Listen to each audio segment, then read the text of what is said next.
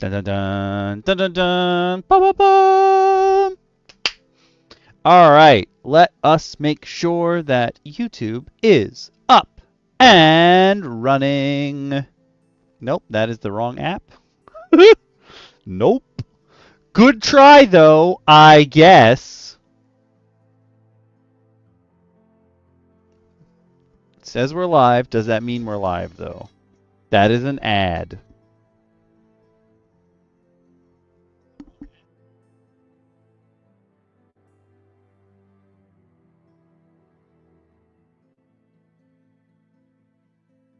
We are good to go on YouTube, which means that it is now time to check out and make sure that Twitch is working. So I'm going to boot up the Twitch stream. Boop. Give me 1 second. No,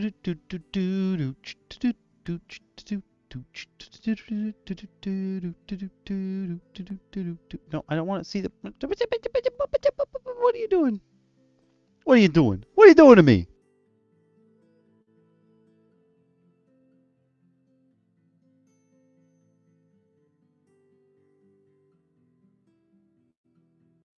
Is in fact also up and running. Boink. Oh, no, actually, I'm going to take this whole thing over here. Boop, boop.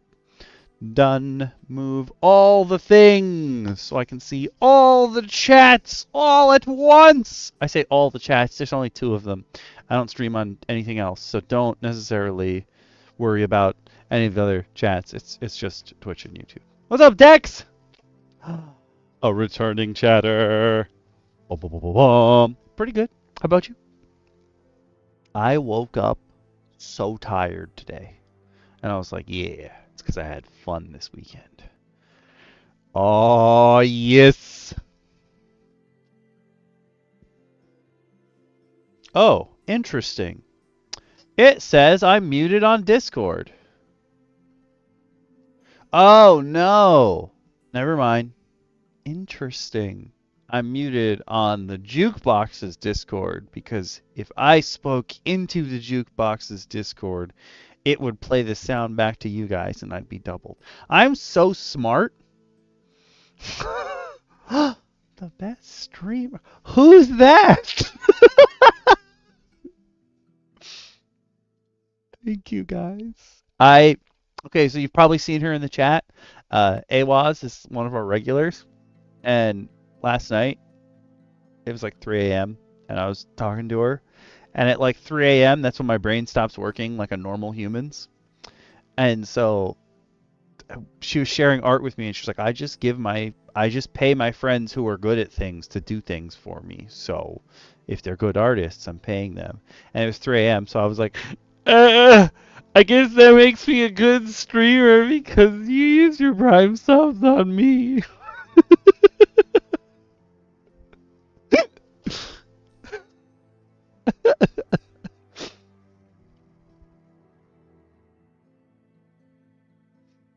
I have friends that pay me. You don't have to, but you do it. I love you all. Oops, nope, wasn't supposed to do that yet. Nope, nope, nope, nope. Switch it back. I was getting the next music ready, and then I hit the button. No, no, no, no, no. Rewind. It's lobby music time. Thank you very much. It's not other music time yet.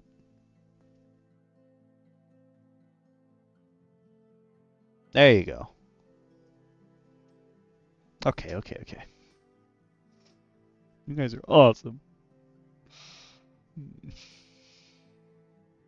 Oh, but today's topic. Wow, I already lost my train of. That's really bad. Um, Today's topic: backgrounds and feats. And the feats, not so much. I guess it depends on what character you're playing. But backgrounds, very important for building a D&D character. So, FEAT feats. So it will help you think about what you want to do for your own characters when you play. Okay, so Most of what we're looking at here, actually, you can see it here. It says it's a 14 background. Oh, I didn't want to do that. Nope, nope, nope. Okay, not clicking that. 14, 2014 background rules.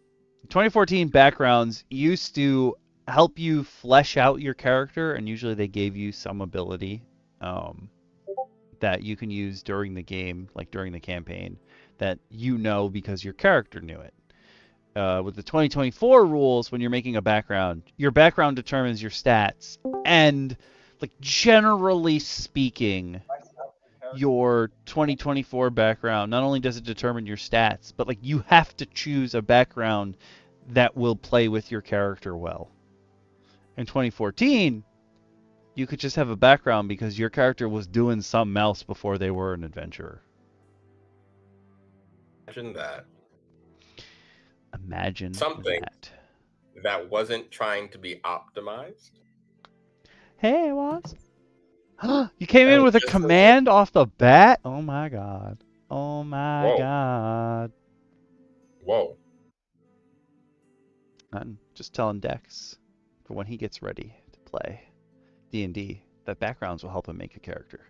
Feats could potentially help you make your character, but not necessarily. If you're playing 2024 rules, everybody starts with a specific origin feat, which is, again, most likely related to your character, like something that they should have done before they became, or rather, something that they had to do in order to become the adventurer that they are today. You could do something else, but they really want you to keep it like on task.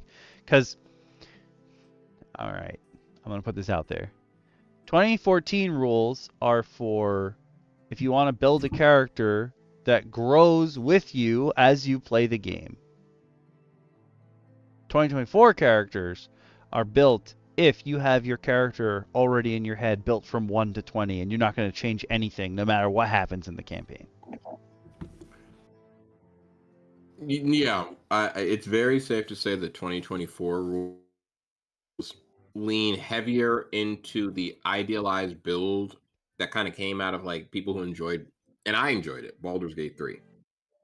2024 is very video game. I think that 2024, I've always thought that 5e is probably the best system if you only ever played video games to get into TTRPGs, because it does kind of allow for that bit of customization that you would get in like a Dark Souls to some extent. You know what I mean? Where you can pick any background and starting class, but eventually become whatever the hell you want based on pure hard work and various equipments and things of that nature. Whereas 2024 is just kind of like, hey, you sat down, you've designed the perfect character, and I, as the DM, must make sure I get you there. It's almost like when you start playing, you want to start with 2014 rules, and then if you've played a whole bunch, you can be like, oh, I'm speedrunning the game, 2024 rules. To be honest, I've taken parts of 2024 rules into a 2014 adventure, my Waterdeep campaign that I was in for a bit. And while I don't mind it entirely for some classes, I think that 2024 personally still puts a lot of onus on the idea that you are going to be fighting every session. And I sometimes don't have combat in my sessions. Quite honestly, I don't. I sometimes don't get through a single conversation in my 12-hour session.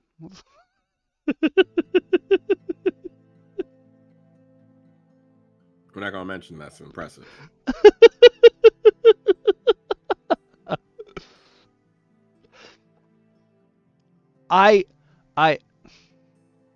Okay, Dex, at some point in the past, I was designing, before the 2024 rules came out, I was designing a boot camp that I could run for people. as like a precursor to paid DMing gigs. And what Awaz said there is one thing that I never mentioned, but that is a way that you can for sure roll your characters. Wait. 66 in order. What? Mm-hmm.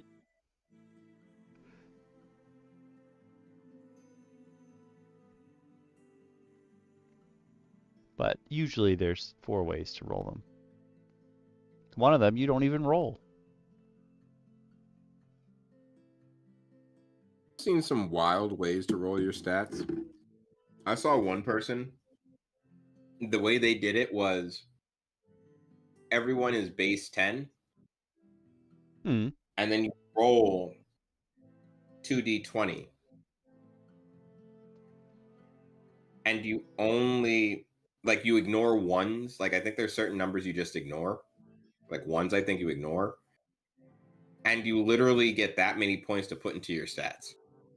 And you go from there. And I was like, huh. So you can get anywhere from 4 to 40 points of stats. Scary. Interesting.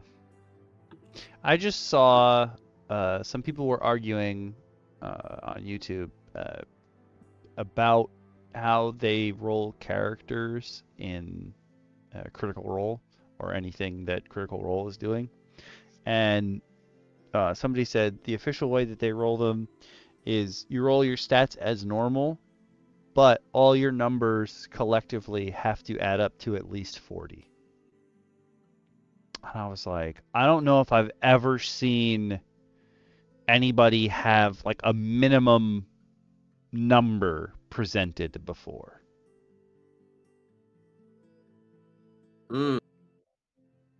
Like total. I've never seen someone count up all the points like that.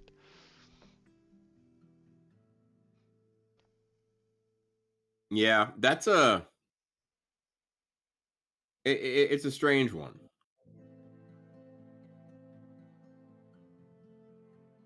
I mean, considering there's 6 different stats total, if 40 was your total, you'd be real bad at everything.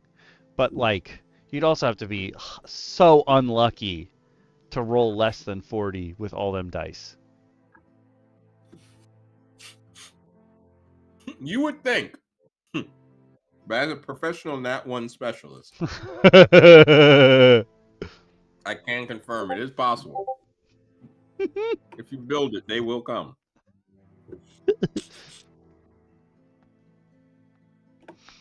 Oh, did y'all hear that? Peak inefficiency. What? That was my arm cracking. It just went like slap. Ow. AWAS said -4 intelligence on Mahalo right there. Oh my god. Oh my god. -6 charisma. I only live inside. I'm a neat. I can -15 to my charisma. But I'm a paladin. -75 to my charisma. Because I hate people. Secretly Thanos. You're an annoying ghost. Mmm. Because if you take like the Pathfinder rules, if you ever get a stat down to 0, you're dead. You're the world's worst ghost. I'm haunting here. You just follow someone around all day. You're the box ghost, but you only haunt a haunt a certain box and keeps getting recycled.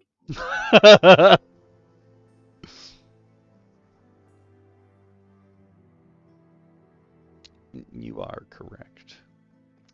And if Forgotten Realms is where my campaign takes place, where like Waterdeep takes place, there are other campaign settings that are regular. If you're into 2024 rules, you're probably going to Dragonlance because they really like Dragonlance. Because the Forgotten Realms is Ed Greenwood's thing, and they don't want to give him money because they don't like Not him. anymore. Not anymore.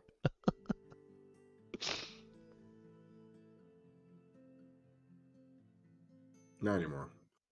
And then again, there seems to be a lot of shakeups at WotC right now. I think we could talk about that briefly, right? Yeah. I think it's a valuable point to bring up. If you haven't caught up in the WotC news, WotC is losing a lot of important people. They are retiring spontaneously. Magically. Actually, I don't know if Chris Perkins retired. No, I don't think he retired. I think the other guy retired. Yeah. And retirement for a game designer is really,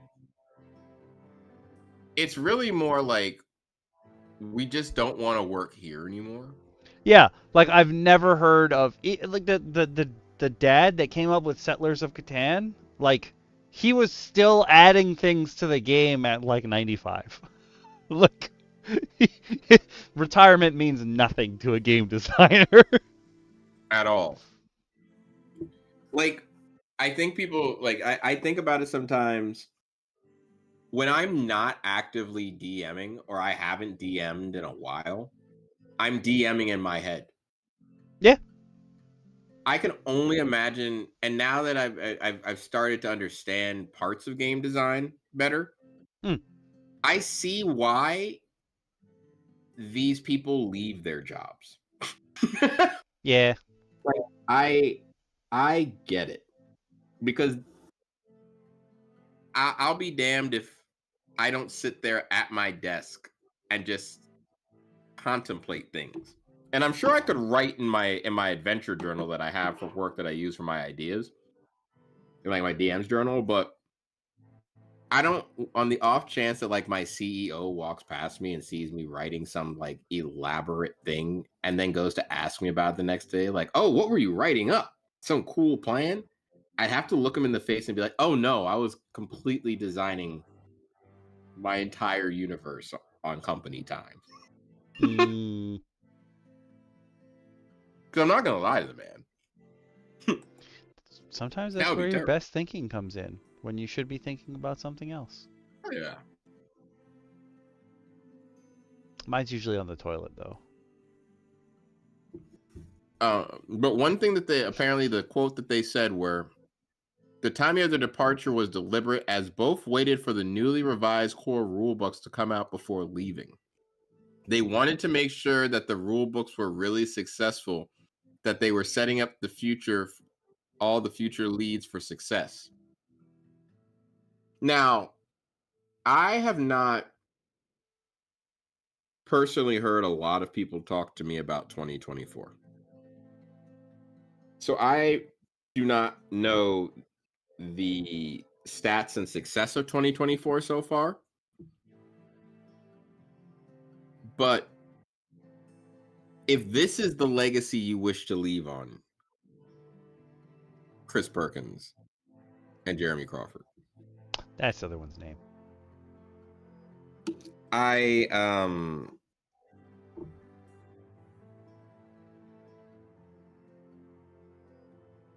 Best of luck. Please don't do that again. Just don't. Wherever you go next, don't do this again. Please. If you're not up and haven't really cared about WotC or changes in D&D and what have you, those two people are basically the face. They're like the sweaty Jeff of WotC.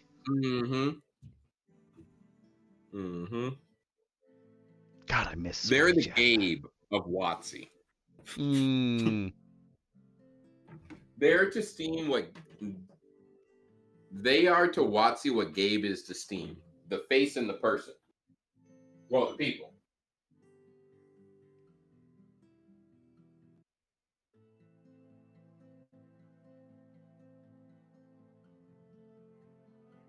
I just realized that the first thing we're going to be looking at today is the servant background. And in this recommended column that's new on Reddit, at the bottom, it's got how to give love to your servants 101. And it's for Fate Granddaughter. And I'm like, I didn't realize that looking this up is going to give me all Fate stuff. Yeah, welcome to the Tsukihime verse. Welcome to the Type Moon verse, actually, I should say. the Mooniverse, if you will. But this being a type moon-based thing makes me super happy as... Oh, this one isn't. This is just you're a customer servant type person. Customer service type person. Damn it. Servant background would be pretty cool. And our good buddy Stefan / Jack DT is seemingly trying to come up with a system so he can run a game where everyone is a servant or a master. I think I have an idea of how he can do that.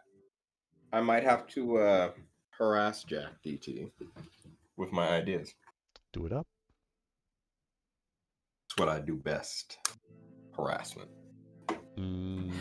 We're good at it. It's sad but true. And it's not even really harassment when we do it. We kind of just show up and our charisma defeats you.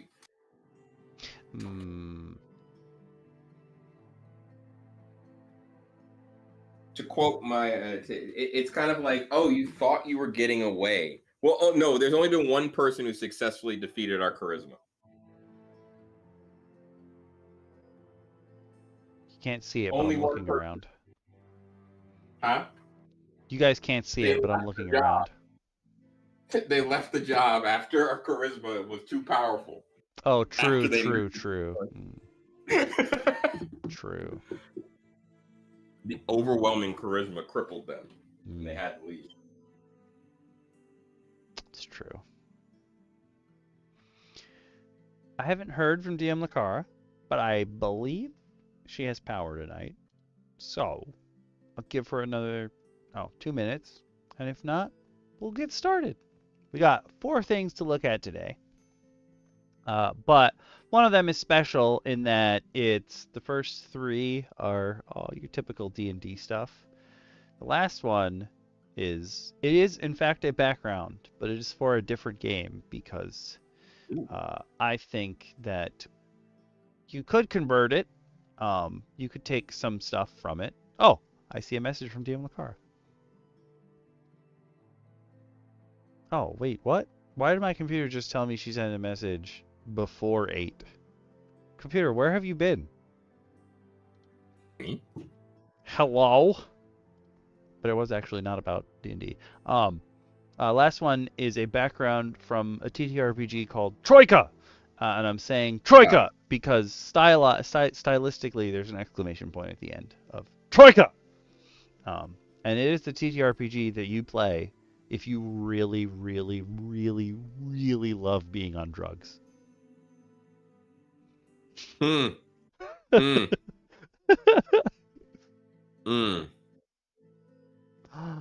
Jim Dark Magic. That's a name I haven't heard in many, many years.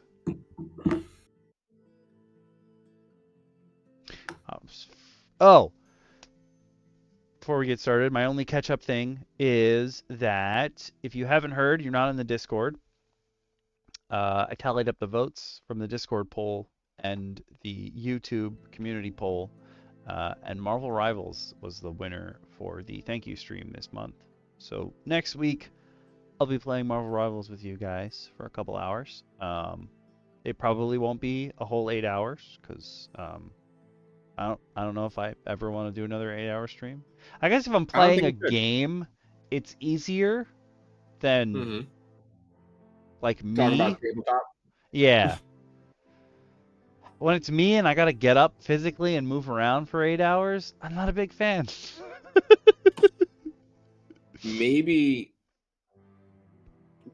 What day will you be doing this stream, Okami? That's a good question. This month is special because I will be dead that Sunday, which would be the last Sunday of this month. So this stream is going to end up being on a Friday. So it is Friday the 25th is when we're doing the thank you stream. I might be able to appear. Morkborg also good for people who like drugs, but not as weird as Troika. Okay. Morkborg is different. That's really the best way to put Morkborg on the board. Morkborg is.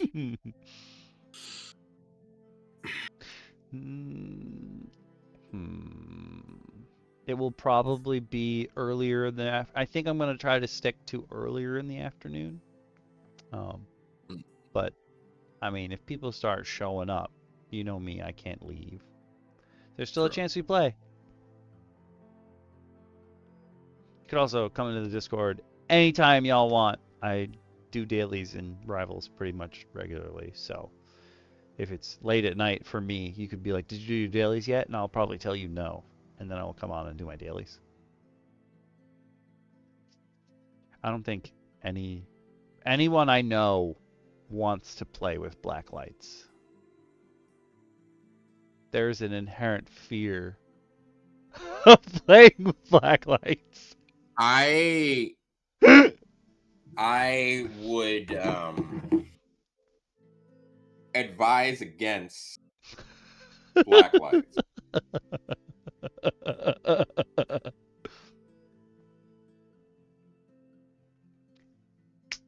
But I'm going to start. We're going to start. First thing we're going to look at today. Now I'm going to actually change the music because I accidentally changed it a little too early before. That one was on me. We're going to be looking at the servant background. Listen, we started with the commoner background. We all love it. It is our group's thing. You're best off with the commoner background. There's no way to be better than the commoner, okay? But I figured I want to do something related to it. So I was like, oh, I got it. The servant background. It's another one where like, you're doing a little worse than everybody else. But this is, like I told Dex, this is a 2014 background. So, oh my god. That is terrible times. I am so sorry. Hey, Waz, I've done those shifts before, so I feel that pain. That's disgusting. I feel that pain. The 2014 background. So, also, if you want to follow along with us, if you're on YouTube, you can click the description, or you can click the drop down for the description. I'm going to make words. Click the link in the description and follow along with us. If you're on Twitch, I'm going to give you guys the link and pin it for the next 30 minutes. If you're on the DM Roundtable Discord, I'm going to share a link there too.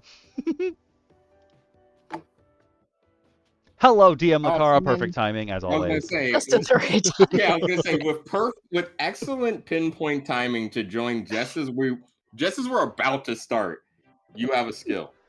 But you did miss to talk crap about WotC. See, I missed the good stuff.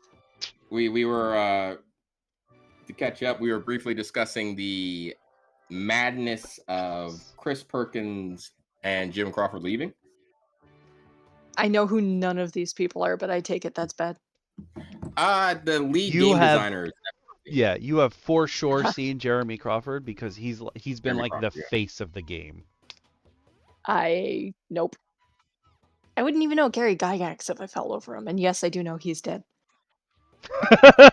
Good clarification. But I thought about it. I was like, I wouldn't know him either. The chances of you falling over him though are quite high with him in his current form. I will say. I had a very recent realization that I don't think either of you have read Discworld, have you? I have. You have? I haven't. Okay. Susan, Death's granddaughter, is me.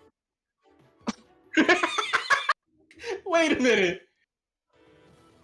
Oh god, that's amazing. Okay, fair. I just finished the last book with her in it last night, and I just sat there and I was staring at the book and I'm like, he knew somebody just like me, clearly.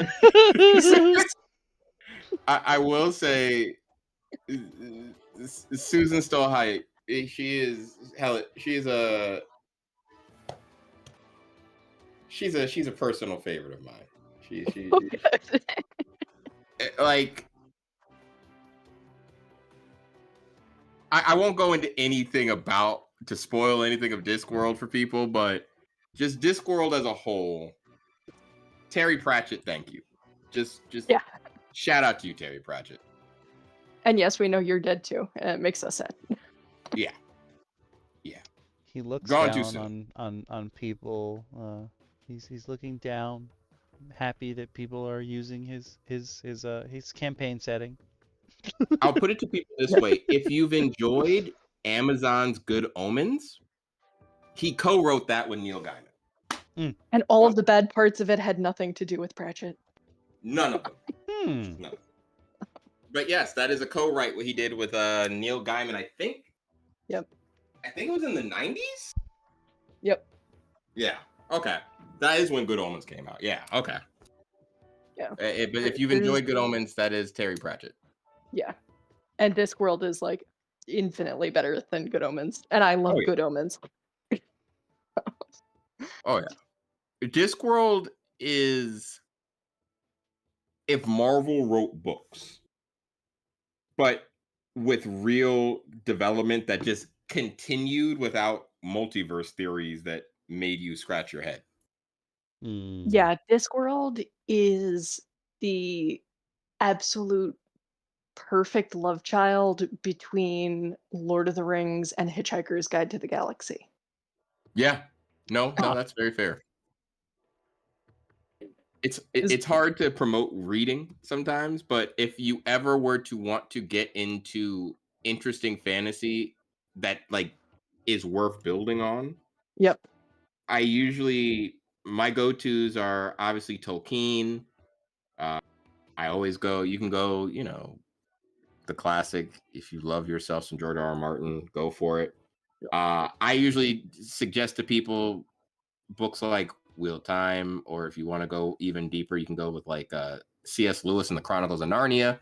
Brando Sando. Last book. Oh yeah, Sanderson's. You can't go wrong with Sanderson's Brando. like how you get into fantasy now, I feel like. Like there are other deeper things, but Sanderson is very accessible. Yeah. It's Brando Sando. And if you want to go too deep, where you're so deep in, you're like, what did I do? And why do I never want to leave? Read some Terry Pratchett Discworld. Yep. 41 book series. Mm-hmm. And you'll be surprised how quick they go. I read the first one in 8th grade because literally my teacher had it on the shelf and I picked it up and he was just like, Aaron, you don't want to read that. And I was like, watch me. I did. And I didn't know you. Yeah, I didn't know me. Terry Pratchett clearly knew me. Young DM Shin sitting in 8th grade prior to ever picking up a true a true book was sitting there and just went, he's gonna need this one day. I appreciate you, Terry. I have recommended this book both to a progressive woman in her 30s and a racist old man in his 70s. Like that is a wide swath. So you've done well. That is a wide swath. Everybody can read some Discworld and come out better for it. Yes. Hopefully. I will say though, if you do get into Terry Pratchett, be wary of any additional medias that might exist. The game Discworld, fun time, very ancient, very fun. But be careful how far into the Discworld verse you go. You'll find some strange things. Oh, I'm talking about Hogfather movie. I didn't know they made a movie of that. Yeah. Of all the books to make into a movie. Yeah, they went Hogfather. Oh God. You can see why I'm just like, stay away. Yeah. I don't. Well, know. I stick with books. I don't know what it's about, but it makes me feel like it would exist in the same universe that like Steam Powered Giraffes, Spirit of the Bog, the suspender man would exist in. I don't know why. I just feel that in my bones. I don't know what that is either. Hogfather is their world's version of like the original Santa Claus, the scary one. Yeah. And the book goes even weirder places than where Dart's, which is pretty weird. It's needless to say that Pratchett, much like Gygax and many other early fantasy fantasy and like adventure writers, probably did a lot of drugs. Let's just blanket statement that one. Probably some drugs involved. I struggle to think that anybody who could create Lord Vetinari was on drugs. Fair. You I need bet he a played very, Troika, very though. clear mind to come up with him. Troika is definitely made on drugs. Good transition there. Okay. Sorry, Troika, I didn't say it right. Troika! That's better. But you know what Troika has and Discworld too? Servants. Now, will this beat the commoner background, Okami? I don't think it can. I don't think it can, but I was hoping it would be in the same vein. So you can have servant background people and commoner backgrounds coming up together in the party. Yeah. I like that. Do they mesh? We're gonna find out. We'll make it. Yeah. We're gonna try. We're gonna try. But basically, servant background, it is not. So we made a joke before because in my there's now like this little column on Reddit that's like, oh, here are some related posts, and one of them was for the Fate universe stuff. And in the Fate universe, when they have the Holy Grail War, you have masters and then servants, or the spirits that they summon. So Shin was like, oh, we're gonna have a spirit, a servant background. Not quite that kind of servant. These are just people who work for other people. Normal common folk. What's up, Seers? That's true. Things just happen. There's nothing you can do about it either.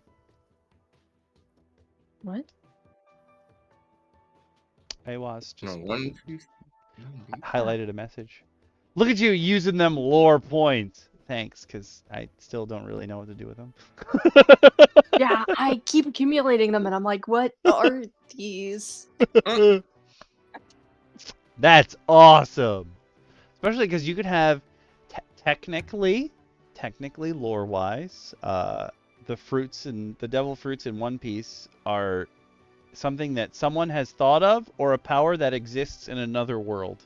So infinite possibilities. Infinite lore. It's nice. Oh, cool. You have one of each. Interesting. That's cool. All right. So what do you get with your servant background? Your background is you were a servant. I don't think you. And that the people you worked for sucked, most likely. What kind of proficiencies we get, y'all? Insight, which I guess as a servant, yeah, that kind of works. But you also gain perception, which instantly makes me sad because there's so many other skills. So many skill proficiencies. I don't know that perception and a servant work for me. I guess the idea, well, when we get to your feature later on, it sort of makes sense to fit it in as perception, but I would almost think like maybe athletics would have been a choice. Like you got to carry stuff for this person all the time because they suck. Yeah. Well, it would. I think that this should be one of those like choose two from like a list based on your personal. Yeah, if you're like a ladies' maid, definitely insight, probably also persuasion. You're like a. I mean, it's a servant, so you could be a wet nurse in certain situations. I think medicine would be a considerable proficiency. Yep. If you got sacked and turned to adventuring because you didn't work anymore, maybe sleight of hand. Maybe you were stealing the family silver. You weren't really meant to be a servant, persuasion. Or you're hiding the fact that you shouldn't be a servant, deception, aka sister act. Sorry, I watched or the classic, you know, king's son being brought up as like a lower class I was thinking story. deception, like you're like you grew up with someone from the aristocracy, like as a kid, and you're just like a regular person that they picked, and they're like, you're gonna, you know, take care of this person the rest of your life, but you have to pretend like you're their friend. Yeah. Or you grew up with them and now you're trying to pass yourself off as nobility when you were actually their servant. Prince Ali, marvelous he, Ali Ababa.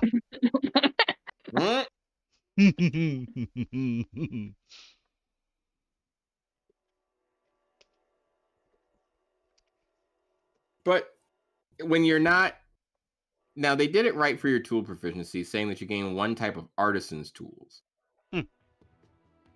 And continuing all with languages, you gain a choice. But your equipment is where it gets interesting. A set of artisan's tools, one of your choice.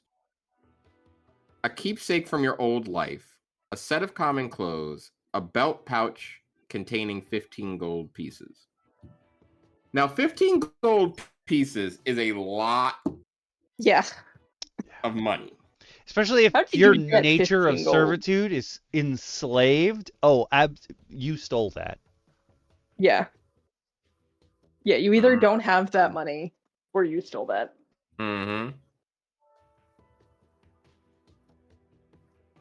Or if you were an indentured servant, okay, you're starting out, you just purchased your freedom. You don't have other pocket change. No. No, and this 15 gold must be everything you've saved up until this point. Yeah. That would be the only way I could justify one of my players starting with 15 gold as a background and then having to pick their poverty, their wealth level as well, because they're just gaining this gold in their background. True. You got too much money there, son. Be a shame if session 0 a dragon showed up and was like, hey, give me that belt. Give me all your money. Or I'm blasting this village with my lightning, it's a blue dragon. He just floats down. He's like, hey, I was on my way home. I saw you guys. Give me your gold.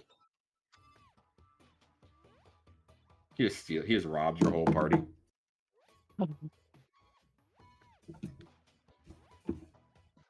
Long and short of it, you're losing that 15 gold, guys. Yeah, you're not keeping it. Unless it's like they sent you out to do this task.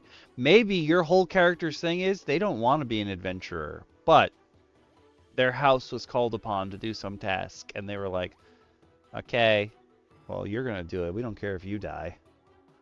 Send a squire. Yep.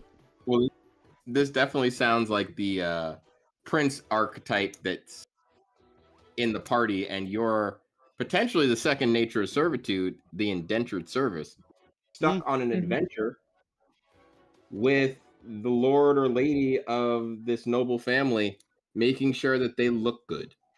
That dies in session 0. Oh, absolutely. We're absolutely dropping a nuke.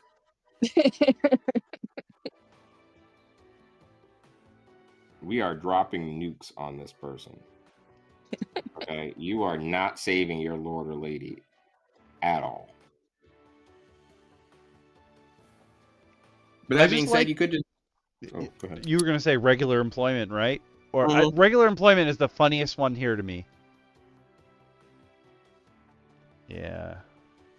I'm a servant. Well, I guess that would go along more with like the wet nurse kind of thing. Or like maybe a governess or something. Like they're technically a servant, maybe a housekeeper or something, but they're not usually a slave or an indentured servant. They're somebody that goes and applies for a job to do that thing. That's what artificers are for. I'm going to wait 1 second to see if Grim appears out of nowhere.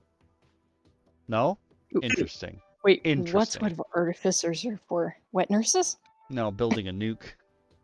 Oh. I mean, I guess they could build some It's apparatus very to suck the baby out. I don't think that is a safe way. No, probably not. Definitely That's mad also scientist vibe. not what a wet nurse does. Also Is- true. What does the wet nurse You're do? thinking of... I'm thinking specifically You're thinking of of a Murgo's wet nurse. gynecologist. Oh. You think of almost like a doula. Kind Yeah, that's a midwife, hun. Yes, midwife. That's the term I couldn't think. I love that doula came to me before midwife. Well, that's fine. No, Okami, a wet nurse is somebody that nurses the baby because the mother can't for some reason. Latching, various other reasons, they're unable to produce. Yeah, if the mother's like really ill or something, or just doesn't produce milk, you bring in a wet nurse who is a woman who also has a child that nurses the baby for the mother. Huh, I thought it was just up until they're a toddler, the person who watches over them, because the only wet nurse I can think of is Murgo's, which is a big bird lady who kills anyone who comes near the baby. So there is a certain level of connection that obviously I think happens, I think scientifically like speaking, because it is a bond that's forming. Yeah. And I do think that a lot of wet nurses get taken on as nannies after the child has come of age, sometimes allowing the two children to be raised together. So I think it happened a lot. Yeah. But I think primarily the goal of a wet nurse was you're only there for the early stages, and then and you go. Yeah. Then you go. Which must have absolutely sucked, because yes, that is a process that releases a huge amount of oxytocin, so you bond so hard to that child. And then you have to let them go. Yeah. Over or and you over, just there were kill women anyone that who was comes like their near them. job. I have never thought of Murgo's wet nurse providing any service other than murder. But I think that's part of it, where that bond is so deep in Murgo's and wet nurse case from Bloodborne, where the madness to protect this has driven them to believe they are the mother. Yeah. Yep.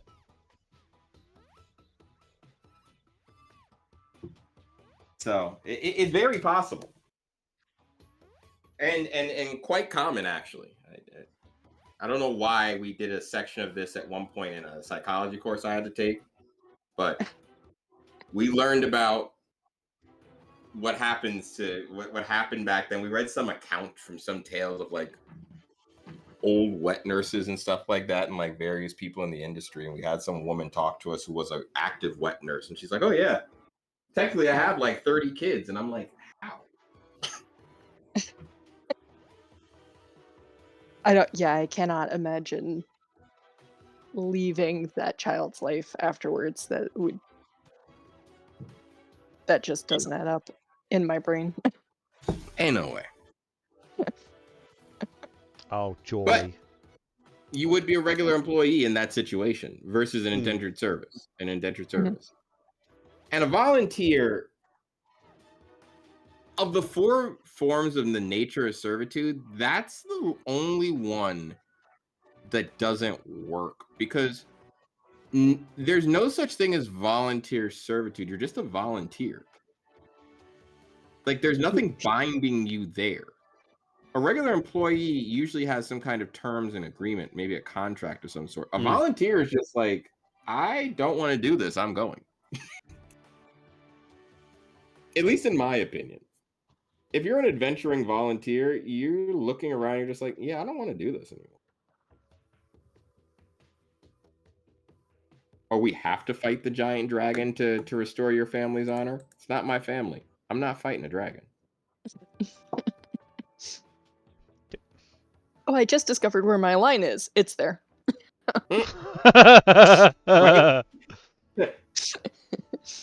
I'm gonna guess by nobody's reaction that wasn't in my headset and that was outside. Somebody just drove by and blasted like a chiptune victory fanfare. What? I mean, he successfully convinced the volunteer to go fight the dragon. You should feel victorious, so I'll give him that. I'll give him that. Get on out there. But as the serving continues, seems I get a feature. Among the furniture. So long as you are dressed the part and don't draw attention to yourself, you can move in a place with servants without a stealth check and without anyone in charge noticing. I think that's the only reason they're going with perception. But I think you guys are right. Deception would be a better option than perception for this. There's a lot of better options in my personal opinion. I think it should be a list. Like, a lot of the backgrounds are like, pick 2 from these. This should be one of them. Yeah.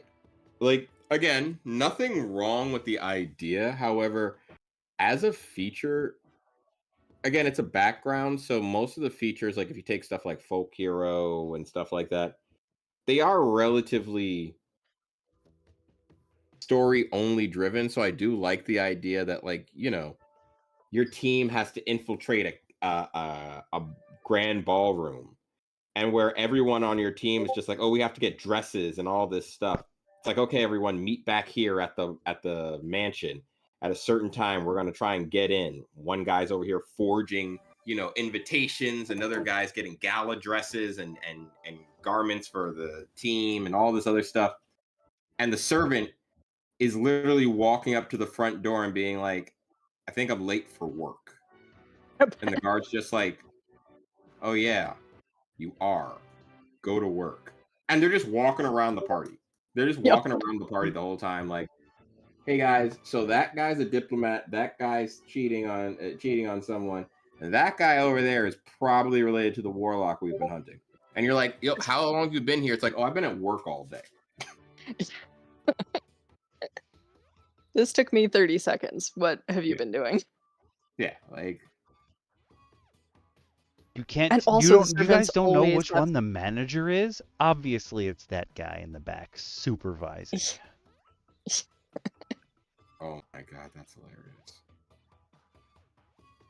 Also, everybody knows that has ever watched anything on the BBC in the way of historical dramas knows that the servants have the best gossip.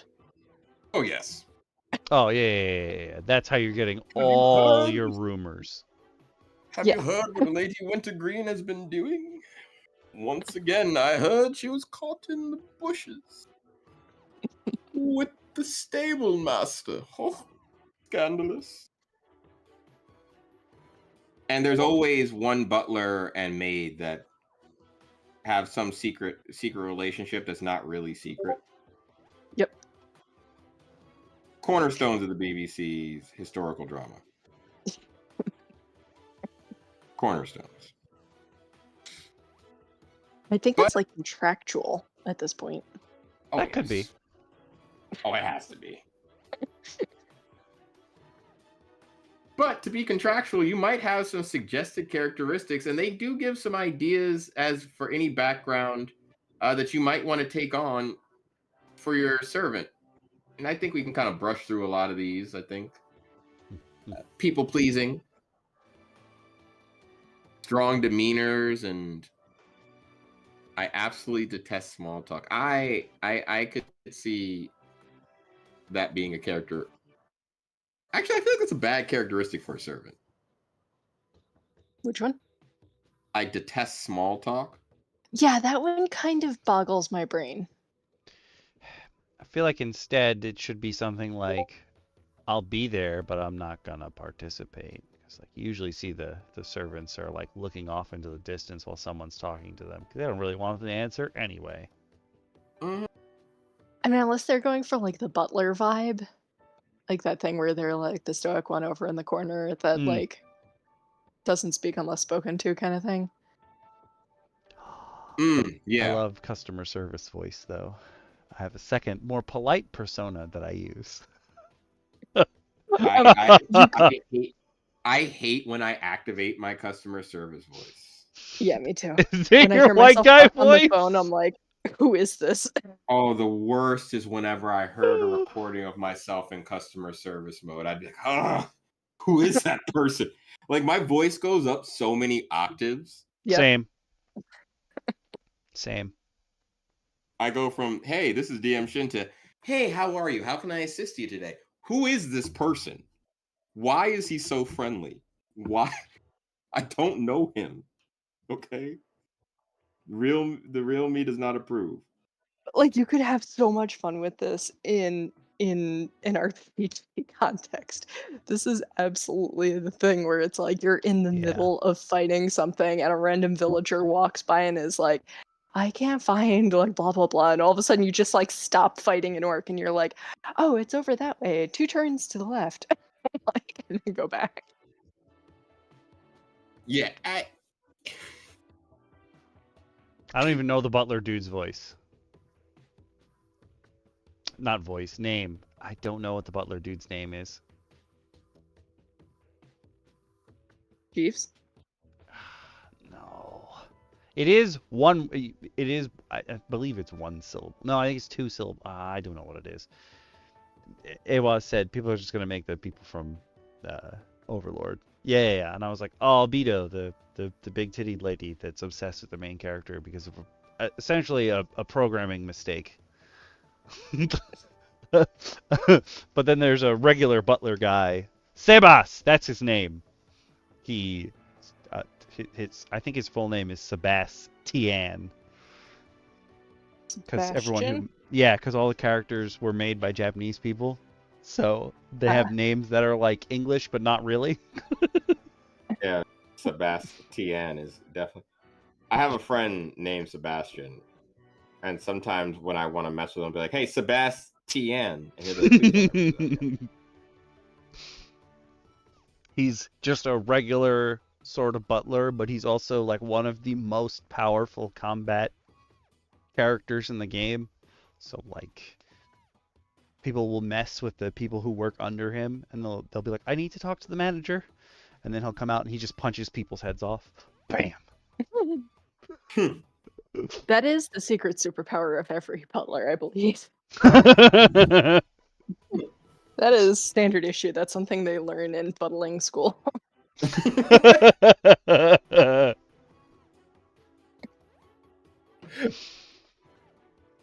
There is still a buttling school that you can go to. That is crazy. Yep. Unless there's a pipeline that goes directly from buttling school to playing Alfred in a DC adaptation. That is the only reason I think it should still exist. Or, well, in classic comedy, in classic sitcoms, the butler has the most fun. Yeah. Jeffrey, Niles on The Nanny. Come on. Oh my god. I cannot remember. Sorry, Miss Vine. Oh, Cece's here. I thought I'd smelled something dead. And you'd be like, why? Why is he so mean to this woman? I loved it. In fact, if I was going to play a character, I would play Niles as a servant. Yep. Yeah, Alfred's nothing to sneeze at. Even though he's very nice to the Bat family, he will mess you up. Yeah. Alfred's if you want to play the dangerous, like, regular employee. But if you want to play the really snarky regular employee who probably has the personality trait of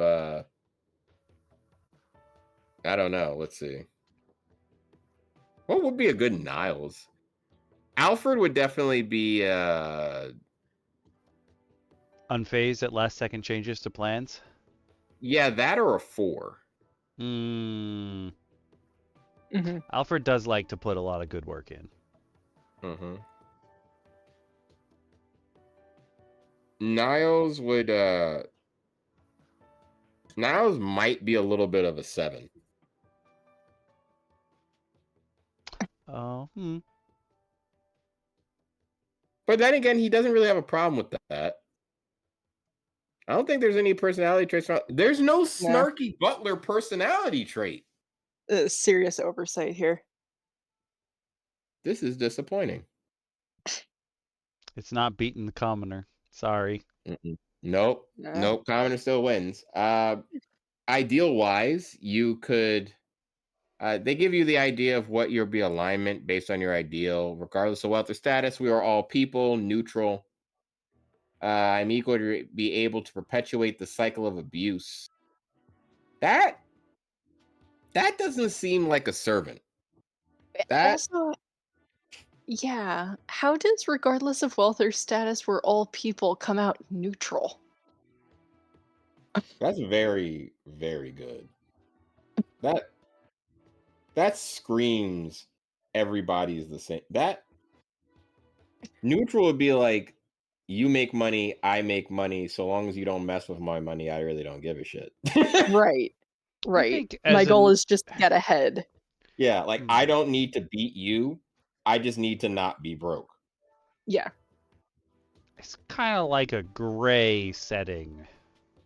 If you take Jedis, like it's not good or evil, so it just fits in the middle.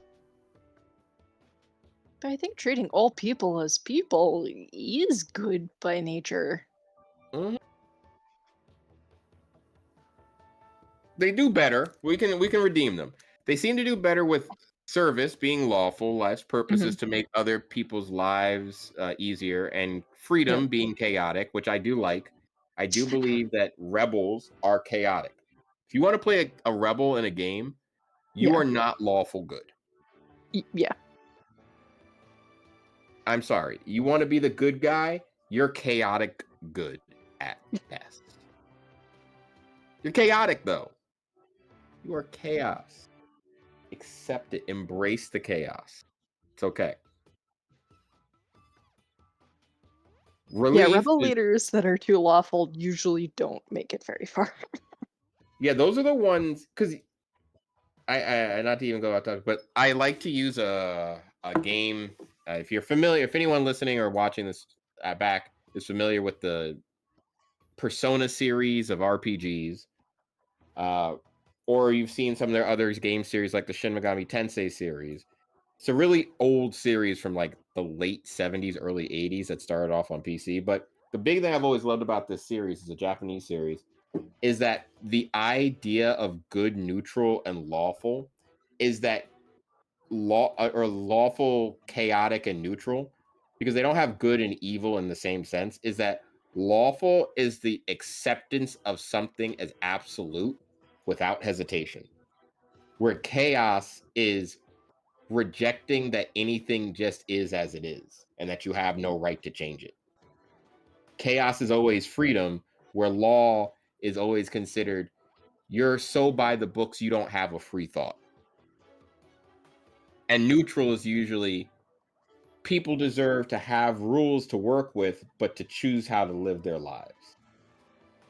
That is literally how you should play your character in D&D. Yeah.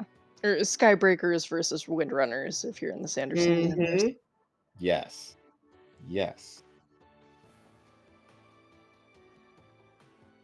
But just because you want to be a good person in your campaign does not mean you have to lock yourself to lawful good. And I say this as a DM, if you want to be lawful evil and your party members are lawful good, I don't care, go for it. Just play it up and play it off of your fellow party members. Lord Veterinarian Sam Fimes. Don't just be mean, but do it well. I think any DM would agree. Right. We're happy for the diversity in our party makeups. I think a lot of people, like paladins specifically, people who are playing paladins with sticks up their butt, like if they're lawful good, you don't necessarily have to play that you're a stick up your butt. You just have to stick to your oath, whatever your oath is. Yeah. And more paladins should be lawful evil. lawful folks stick to their guns too. And even if they're doing it for bad things, they still have an oath or some creed that they're sticking to. I think we should definitely have more lawful evil paladins, because the idea that they're just like, hey, I'm right and faithful. Accept it or go. They just beat.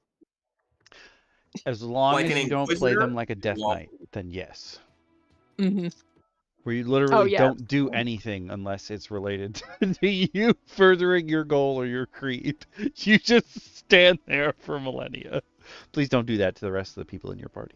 Please don't do that. Yeah. But to finish up with this servant, they have some bonds, which is really they forced to work for cruel masters. They feel for people. They're thankful to people who help them get on their feet. My former master was absolutely insufferable. I will not rest until I make them suffer. Okay, redo of healer. I gotcha. Yep. I will gladly kill for those who treat servants with kindness. Okay. I want to make something of myself. I don't know if I've ever seen the bond be with yourself. Yeah. That seems like a resolve thing, like. Mm-hmm. And I never thought of it, but I mean, hear me out. The bond is with yourself, but it's with that separate personality that you only have limited control over. Your customer service voice is another personality inside of you. Ooh. Okay. I like what you just did there. That's fun. I like that flavor. I'm thinking you even slip into a different. Not necessarily is it just like, oh, my voice raises. You start talking in a different dialect. Yep. It's like the uppercut voice. Imagine that's what Draconic is. It's just customer service voice. It was, please. Oh, God. I have no response to that one. But if Draconic was just customer service voice, I'd support this. Every time you meet a dragon, you just have to speak perfectly politely. And it's specifically like if you say you're doing it in a different language, you follow like all their social niceties, but you wouldn't when you're using common to speak to the rest of your party. And they're like, how do you know all the etiquette for that? Why would you say those specific words? You learn things.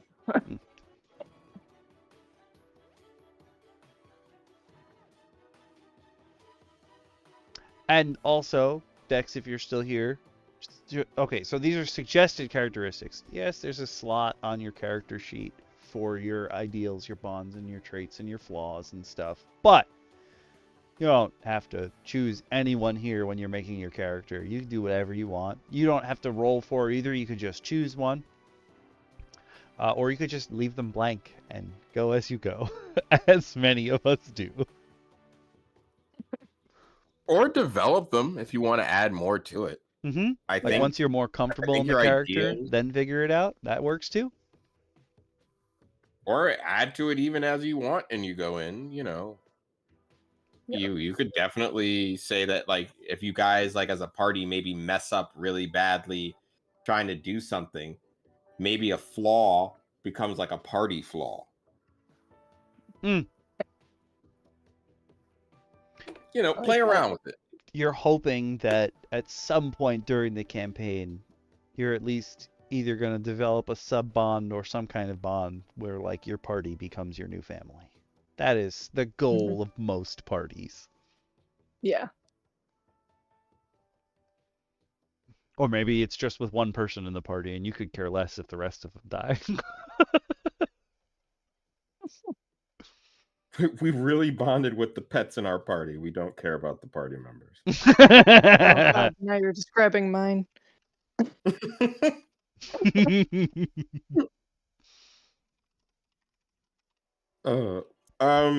Definitely doesn't beat the commoner. Nah. I think there is room for improvement. I think it's a cool idea as a background, just as a theme. Mm-hmm. And I think that could, like, I wholeheartedly think your whole party being a bunch of people who were all working for this one lord who gets killed in session 0. Mm-hmm. And then realizing that if they go back without them, they're going to get killed. So they kind of have to finish the mission. Mm-hmm. That would be fun to me. Because or they their just only loot his chance at body making... and go off. Oh. Maybe that's how your campaign starts. It's your former master was insufferable, and finally, the master was alone during a trip with just 4 or 5 of you, or however many are in your party, that really hate his guts. And it's a long trip. If he doesn't show up for a while, nobody's gonna notice. Yeah. You guys got a lead. A long lead.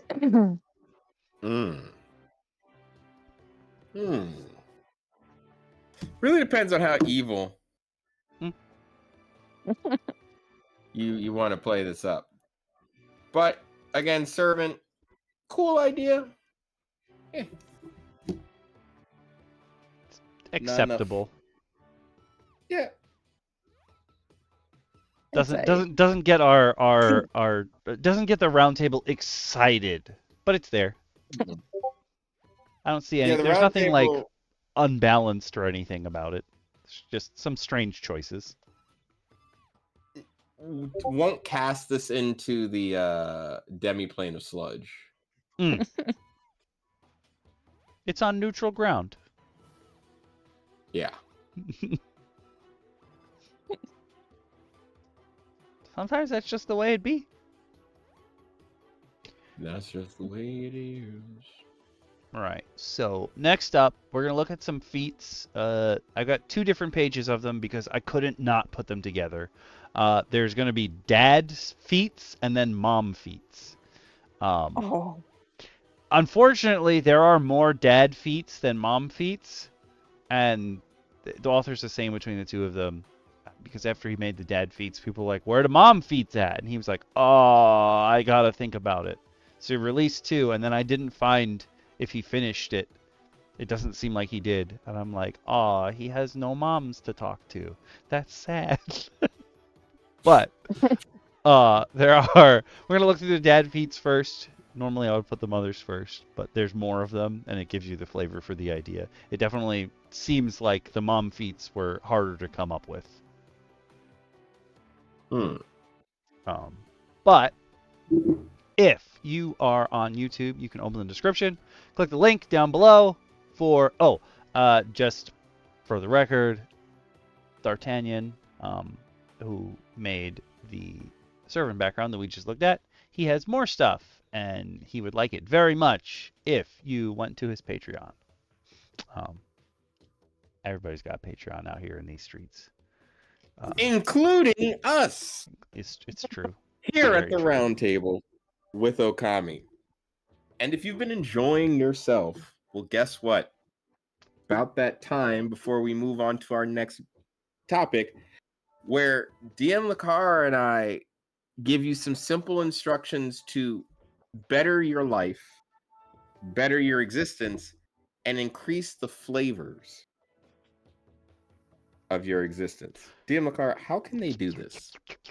By hitting the flavor buttons. So many flavor ideas. If you have money, you hit the buttons that give Okami money. As aforementioned, we have a Patreon, YouTube things that I don't know the names of because I don't really live on the internet. It's true. It's true. Very true. But if you can do it, If you do not have money, just hit the buttons to like, share, subscribe, spread us like the happy, creepy little disease that we are with your friends, Yes. and let us keep doing what we do. Mm-hmm. Specifically, let Okami keep doing what he does, because Absolutely. I'll keep being weird no matter what. I think I'm pretty good at that at this point. Listen, and folks, if you think to yourself, "Oh man, Patreon, I can't even help there," there is a free tier. It's free. That you can join. It's free. That gives you access to some Patreon rewards. But there's a free tier. Nope, I don't want to go to edit. That's not what I wanted. Nope. Show me the tier. Thank you. Oh, I can't because I'm logged in. But there is a free tier. You can just hit it, and it will tell you when we post, when we're doing fun stuff. You can also come to the Discord to bother us. Everyone except DM Lacara. But you can bother everybody else. You can bother us, and we will potentially forward said bother in question form to DM Lacara. True. Should we filter a demon necessary? All right, that's. I will answer. Oh. But like we said, if you really have been enjoying yourself here, week after week, we are here Mondays, 8 p.m. Eastern. I don't even have the brain capacity for a second just now. I blanked on converting it to all the numbers, but you can do the rest if you know where you're living. And I said 8 p.m. and it's true, if I said 8 p.m. True. We're here every Monday unless otherwise noted. We've been here for a year plus now, and we have a lot of content to share with you. So stay out the demi-plane of sludge, or I'll drop a bastion on top of the back half of your house. I'm just saying. Also, because of something Awaz said last week, if you want some cool merch, mostly that DM Lacara has designed, everyone's got their hand in it. That's true. You can, if you're on Twitch. Sorry, those of you on YouTube. My bad. I don't know if I can put a chat bot on YouTube. I'm sure you can. I don't know how to do it yet. I should look into that. But if you're on Twitch, you can type in !shop, bloop, and it'll bring up the link to the Redbubble store. Thank you, Awaz, for continuing to give us ideas and how we can improve. And helping Okami do financially beneficial things for him, because we get tired sometimes. Yes. One day, the hopeful goal is that he'll do it autonomously. But until then, DM Lacara and I remain stalwart warriors in making sure Okami doesn't join the sludge campaign ever again. Amen. Just amen. Just. Thanks. Help us, help Okami. You know how this goes. Seriously. Thanks. With that being said, Okami, what are we getting ready to look at here? We're going to take a peek at A Pack of Dad Feats by AdramastesGM. Adramastes does not, as far as I can tell, have a Patreon. However, posts a lot. Like, a lot.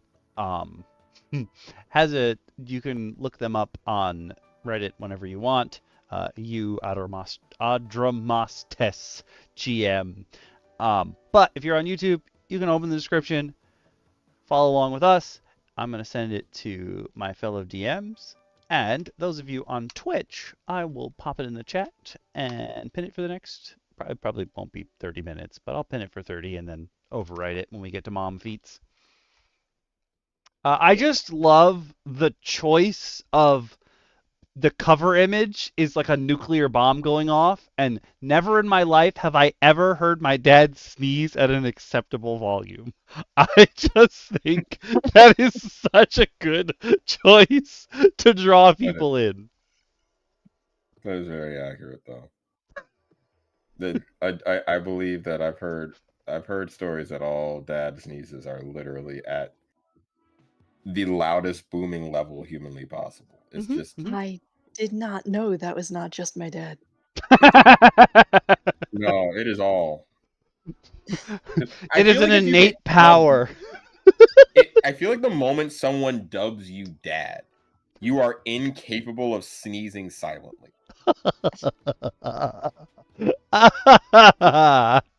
Like the achoo, the little, it's gone. Yeah. You must sneeze at a level that wakes the dead. You must sneeze riotously for the rest of your life. Yes, just violently. You will notice that these are built for 2024 rules. Now, feats, as long as they're not origin rules, origin feats, they work the same as regular 2014 rules. So don't worry unless it says I am an origin feat. Technically, because these are parents' feats, I guess you could use them as origin feats, but calling it a 2024 feat without saying it's an origin feat really doesn't have any difference on what it will do.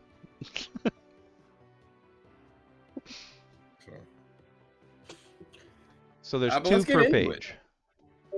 It's not like 1 and then there's a thingy in there. Who wants to take dad strength? I'll go for it. Why not? Yeah. Dad strength. A general feat has a prerequisite of level 4 and being a dad. I would assume that all of these have the prerequisite of being a parent of some sort, but streams of music. You gain an ability score increase of strength by 1 up to a maximum of 20. You gain 1 trip or bust. Treat your carrying capacity as if you were 1 size larger. Lift with the legs grants you advantage on strength checks. Dad grip gives you advantage on checks or saving throws to avoid being disarmed, and you impose disadvantage on attempts to break free from your grapple. In addition, you gain a +5 bonus when arm wrestling with other non-dad creatures, increased to +10 if the other creature is younger than you.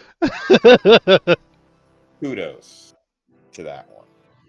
Father, you're unstoppable! I like that. That was cute.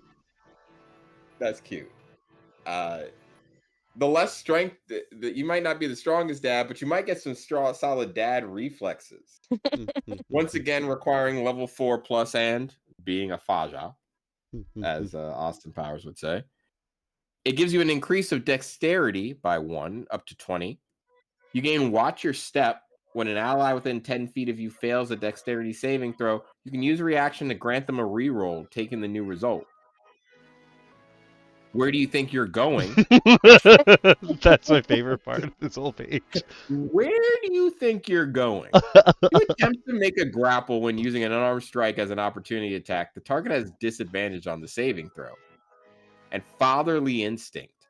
When an ally of your size or smaller within 5 feet of you is targeted by a weapon attack, you can use a reaction to swap places, becoming the new target of the attack. The choice is made immediately after the attack is declared, but before the attack roll is made.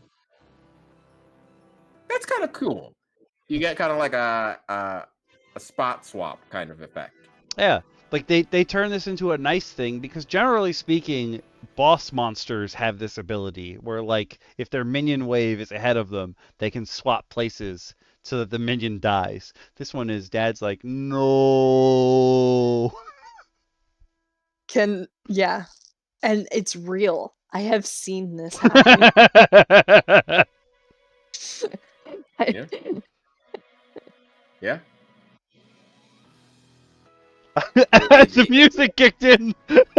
Yeah, no, that's just perfect timing. Thank you, Wi-Fi Dragons. Perfection. But Okami or DM Lacara, who wants to take the second page and tell us all about what is a very solid buff that I think all men have to accept at some point or another, whether you are a parent or not. Just I'll take Dad Bod.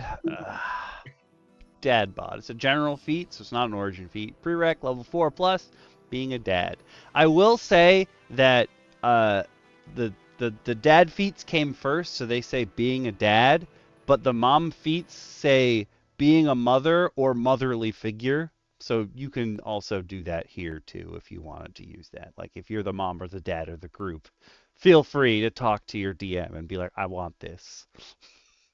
I You need could to take team care this of up you. with the mentor class. Yes! The mentor has to have all these feats. I'm preloaded. You get an ability score increase. You increase your comm by 1 to a maximum of 20. You get the ability Power Nap. Once per long rest, you can gain the benefits of a short rest in only 10 minutes. During this brief respite, you may also attempt to recover from exhaustion. Make a DC 15 con save. On a success, you remove 1 level of exhaustion. And we've come across so many things that like shorten your rest time, but Power Nap is that's pretty good. This is where the dad sneeze comes in. Once per long rest, as an action, you can unleash a thunderous sneeze. This replicates the effects of Thunderwave. If you don't act this out, I'm not letting you do it. I need you to fake sneeze at the table right now. At the top of your lungs. But I need it to be like a building thing. Yeah. Somebody's talking and you really hate them. You really hate that NPC. And your player's like, ah! Ah! And the NPC's like, is he okay? Is everything good? Ah! Just knock them away. So in DM Speedy campaign, when I was playing in his, I played a wild magic barbarian sorcerer hybrid that was a bugbear. And one of my triggers to casting wild magic was sneezing. Oh my god. And he forgot randomly at times that when I sneezed, things happened. So I would consistently place myself in situations in which I would tickle my own nose and have to roll a constitution check to see if I sneezed. And I would sneeze and just roll on my wild magic table that I created, and hell would just break loose. That sounds amazing. I think I sneezed once and literally my hair grew 6 feet. And I had to walk around like that for like 2 days. He was just like, "Why would you put that on there?" I was like, "Wild magic, baby." That's the point. Oh man, he would. In our campaign, Goblin Slayer was all clean shaven for the whole campaign, and then he got what is it? The Belt of Dwarven Strength? Question mark? It's the one that makes you you form a beard every day, and it's like his thing because he made it his character's trait that he can't grow a beard, but he really wants one. So he just happened to get the belt. The party decided that that's the gift he was getting, and like every day when we play, even if he forgets to read what's in his inventory, he won't forget that he has a beard, and it is glorious. The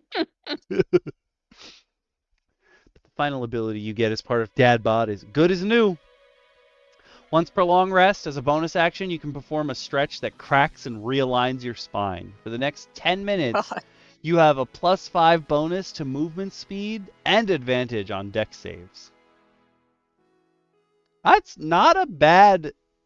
None of these are bad. They're not like super, super powerful feats, but I guess as far as a half ability score increase feat, you're getting a lot of stuff.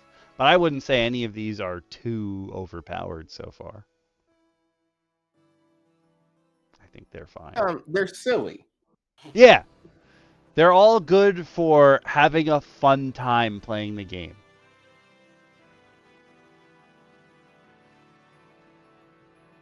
So the last one on this page is Dad Logic. Ability score increase. Increase your intelligence by 1 to a maximum of 20. You become a toolbox guru. You have proficiency with Tinker's tools, and you can use your intelligence instead of dexterity when making checks with them. you're a know-it-all. When you make an intelligence check in which you are not proficient, you can add half your proficiency bonus rounded down to the roll. That is perfect. Dad trivia. Once per long rest, when a creature within 30 feet of you takes the study action, you can share a relevant bit of trivia. The creature gains advantage on that study action. I am guessing this is part of the new things like magic action, study action, but you could just do it whenever someone makes a history check.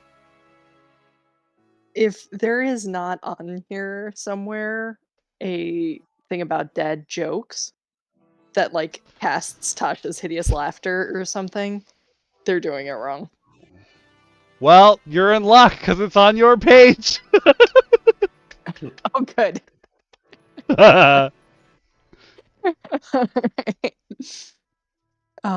Dad instincts. General feat. Prerequisites. Same as the others. Ability score increase. Increase your wisdom by 1 to a maximum of 20. Back in my day. God damn it!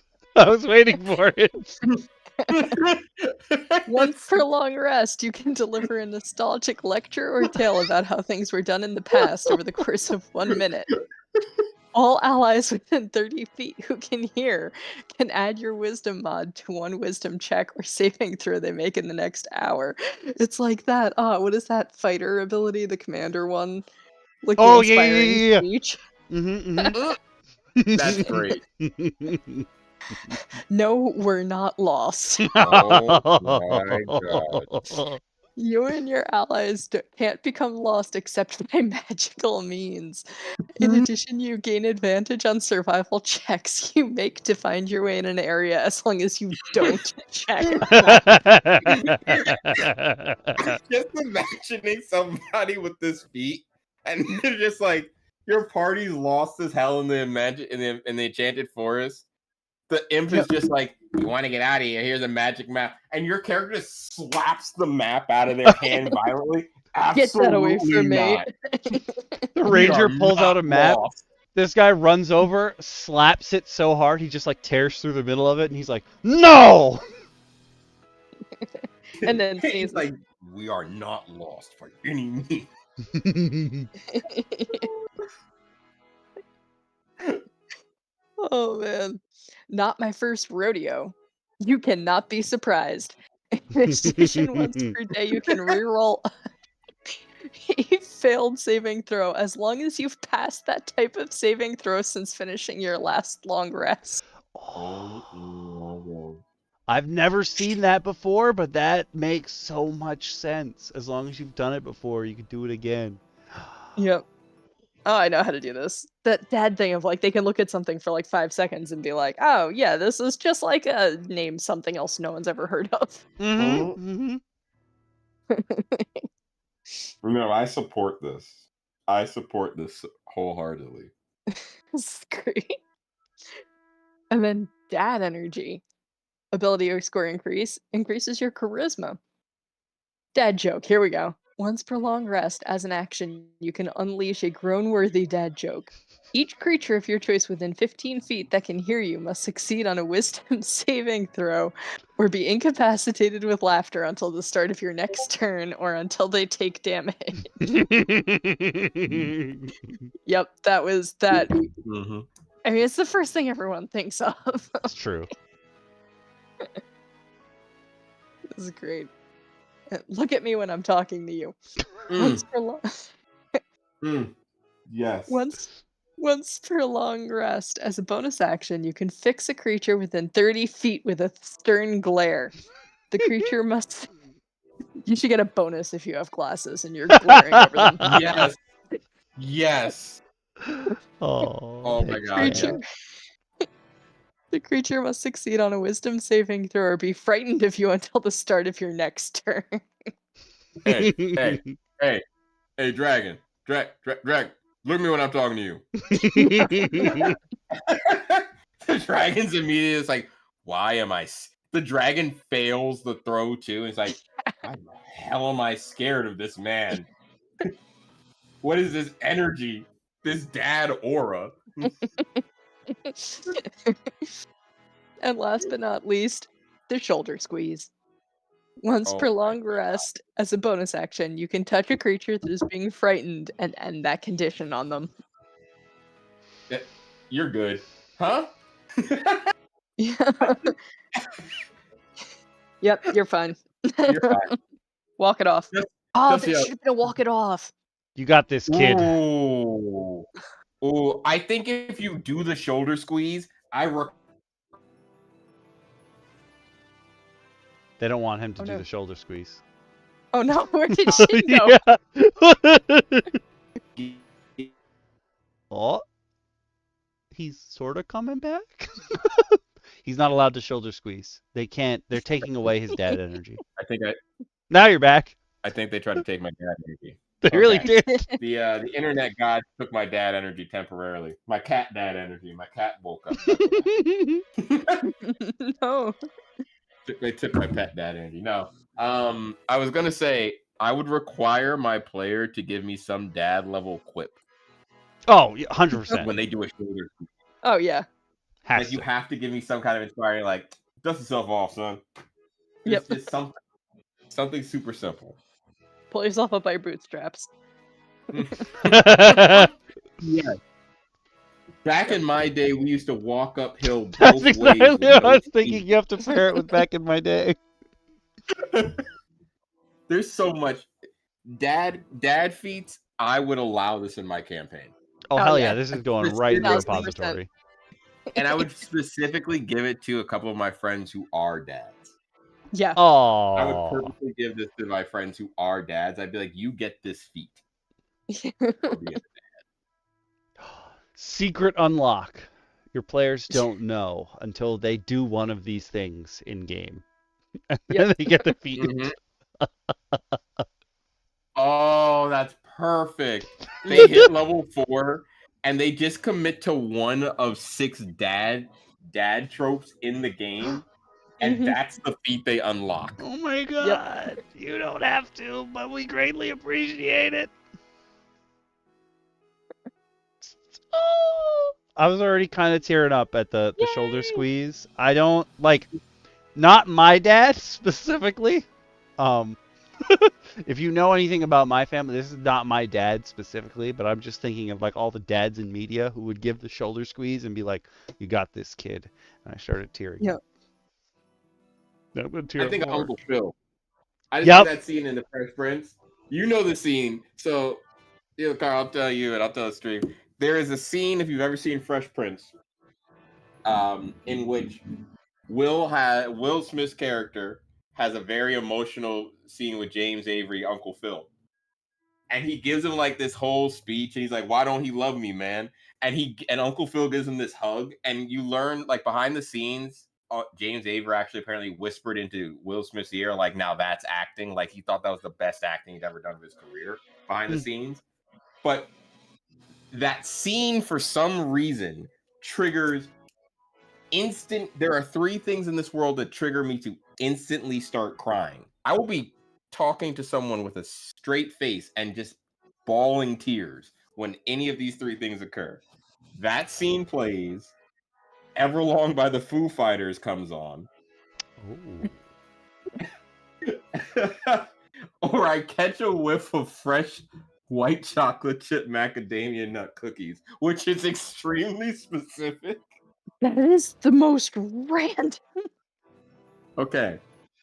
I worked in a mall.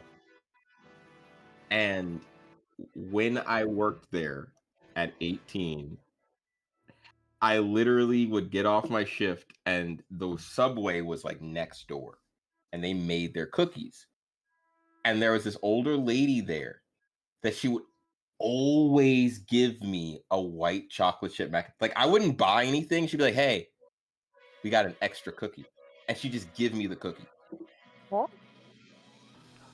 And so, like, when I no longer worked there and stuff like that, like, I remember going back once when I was, like, older.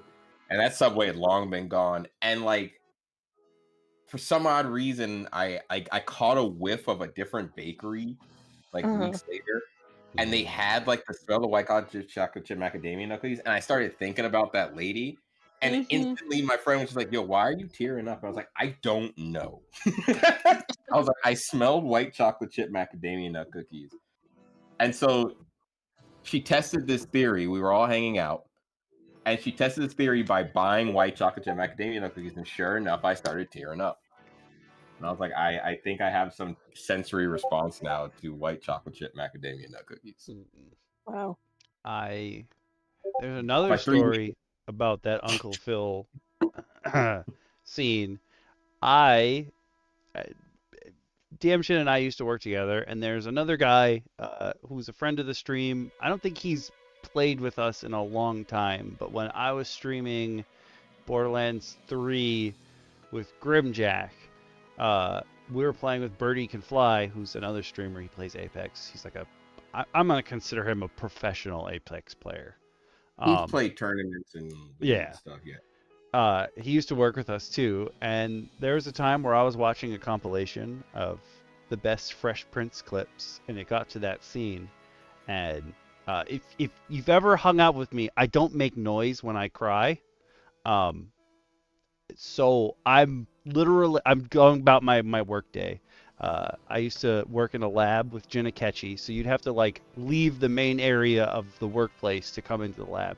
I'm sitting at my desk, I'm doing whatever I'm doing. That scene is playing. I'm literally bawling, like tears are pouring off of my face onto the desk, onto my clothes. And Birdie comes, he opens the door to the lab and he goes, "Hey, I have a claw. I'm gonna go." And I look up at him and I go, "Why don't he want me, man?" And Birdie, he's like mid-step backwards out of the lab, and he stops and he goes, "Are you watching The Fresh Prince?" And I go, "Ah!" For me, the worst, I was at the gym, and it came, I've told you this one, Okami. I was at the gym on the treadmill. It's on the TV at Planet Fitness as I'm on the treadmill. I look up, the scene comes on, and there's this young woman next to me jogging, and she looks over, and I'm just wiping tears and sweat off my face, and she's like, "Oh my!" She stopped running to go, "Are you okay?" What? I was like, "I'm sorry. It's just the scene of The Fresh Prince really gets me." She's like, "Oh my God." And in my head, I'm like, this is not the sympathy I want. I'm trying to and be healthy, and you are stopping me because I'm emotional because they decide to put this one episode on this day. And I just ran. I ran. You would have thought like I was trying to film a movie scene because I just was just running. As soon as that scene was over, I got off that treadmill. I walked to the bathroom. I was like, I'm going home. That was it. I think I was in the gym for 15 minutes that day. I finished what I was doing on that treadmill and left. Today's not a good day for running. Today's not a good day to be healthy. I probably went and got pizza too. I was just like, I'm doubling down. I was like, I'm doubling down.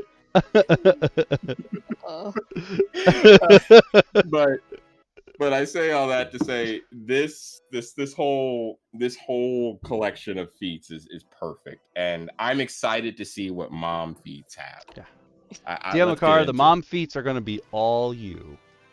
Oh yeah, I am. Yeah. I can't wait. Yeah. So if you want to follow along with us and you're on YouTube, you can drop the description, click the link, follow along. But this is AdramastesGM's Mama Bear and Mother's Grace. I'm going to put it in the DM chat, and then I'm going to put it in the Twitch chat, and I'm going to pin it. Probably not going to be 30 minutes, but when I make the next pin, it will get erased anyway. Because there's only two of them here. First off, that is a mother's glare. I have caught that stare once in my life. What did you do, young man? Something I should have probably. That is a very. This guy had mommy issues. Yeah. That is a real specific face. I won't lie. That is how I look before coffee in the morning. That is not something we usually share with the outside world. He decided that the world needed to know. And I'm pretty sure that his mother made this face after they made this piece of work here, because that's probably another reason to get beaten. Definitely with a dirty spoon. Adramasters does have a Patreon. This is new. No, I guess it's not. Ha! This did not pop up last time. Interesting. Everybody's got a Patreon. Including Okami. Click it in the links. I'm going to see if he's got... Can I see his posts to see if there's more? Yeah, I had to. If he's going to promote other people, I have to promote. Yeah, seriously. We need at least N+1 promotions here if you're promoting other people. Yeah. We got to amp it up. His other four feats are locked. Damn it. But you know what else is going to be locked? Some cool, dope content once we get around to it. It's true. It's true. We got to work on that. We promise to work on that. Once the summer's here, maybe our schedules will look free-ish. Once life opens, we will do our best. Yeah, I will for sure be putting more work into D&D stuff when I'm done streaming Horizon Forbidden West, because them some long streams. But DM Lacara, take us through some wonderful mom feats. All right, we're gonna start with Mama Bear. Ability score increase your strength by 1. Lift with your love. Once per long rest, when you make a strength check to lift or push an object, you can choose to automatically roll a nat 20. Oh shit. Immediately after using this ability, you suffer 1 level of exhaustion. Yeah, I did this last week, moving a treadmill from a location that it should not have been in. And I would say, instead of suffering a level of exhaustion, you should remove the ability to twist for 2 or 3 days.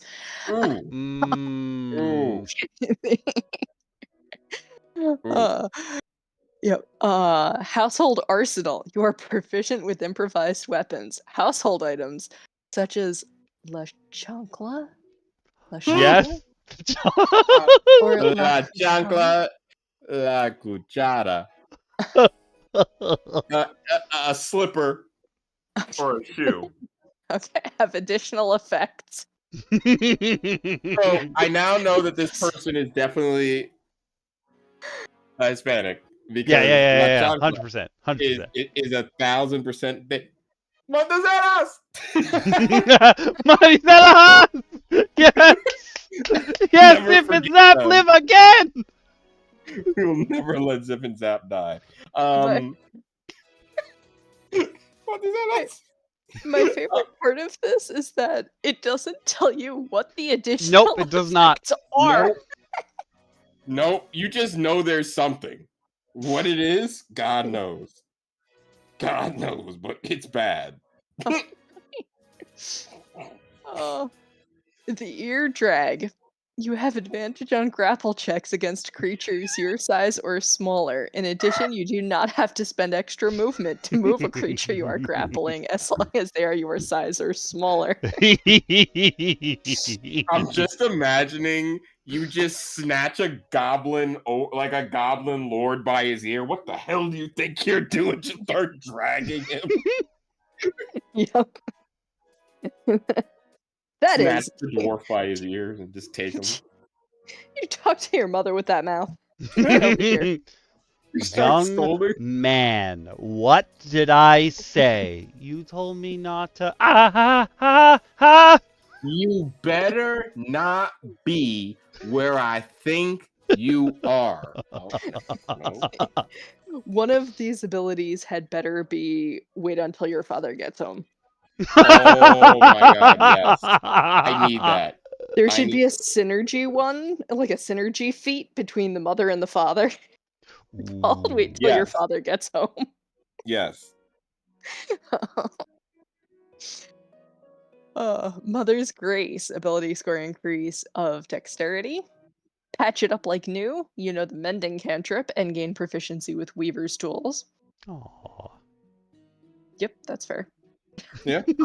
As I stare at my mending pile.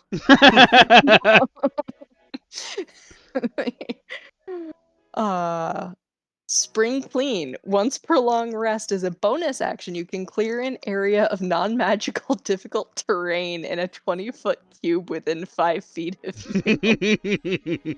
Oh my god. The next one is my favorite though, by far. That's gotta be a thing where it's like you just turn into a whirlwind where there's like a duster flying out at one end and a broom at the other. It doesn't matter what the material is you're moving. And then it's just gone. And everyone's scared of you when you do that because they've never seen you like do anything magical before that. But now this area is clean. Yep. It's not magic. It's momjic. We'll never find a key in this mess. Mess? Turn to Tasmanian devil. What did you say? Who left all this stuff here? And hands off. When a creature within 5 feet of you attempts to grapple you or another creature, or takes the utilize action, you can make an opportunity attack against them. On a successful hit, their action fails and has no effect. This is absolutely an open hand slap. Oh, 100%. No! Absolutely no. It's not ready! Ah! Ah! Nuh-uh. Oh, that's it. Yeah, we only there's get another 2. page, but there's nothing. Oh, there's so many. The other 4 are locked behind a paywall. There's got to be a thing where it's like the medicine check to like kiss the boo-boo and like Mama's homemade soup. Yep. There's got to be a homemade soup. Yep. So many missed opportunities. Also, the going and picking on the person that's picking on a member of your party. Yes. Did you do this? It's like what the did opposite, you say to my party member? It's like the opposite of Toll the Dead, where like your target is hurt. Like if someone's hurt one of your teammates, you deal more damage to them. Yep. Yes. Yes. It's like compelled duel, basically. Mm-hmm. You have one. There has to be one that's like, I'm going to give you to the count of 3. Yes. It like causes frightened effect on a certain number of creatures within like 10 feet. Yep. It's like 2 plus your charisma mod. Mm-hmm.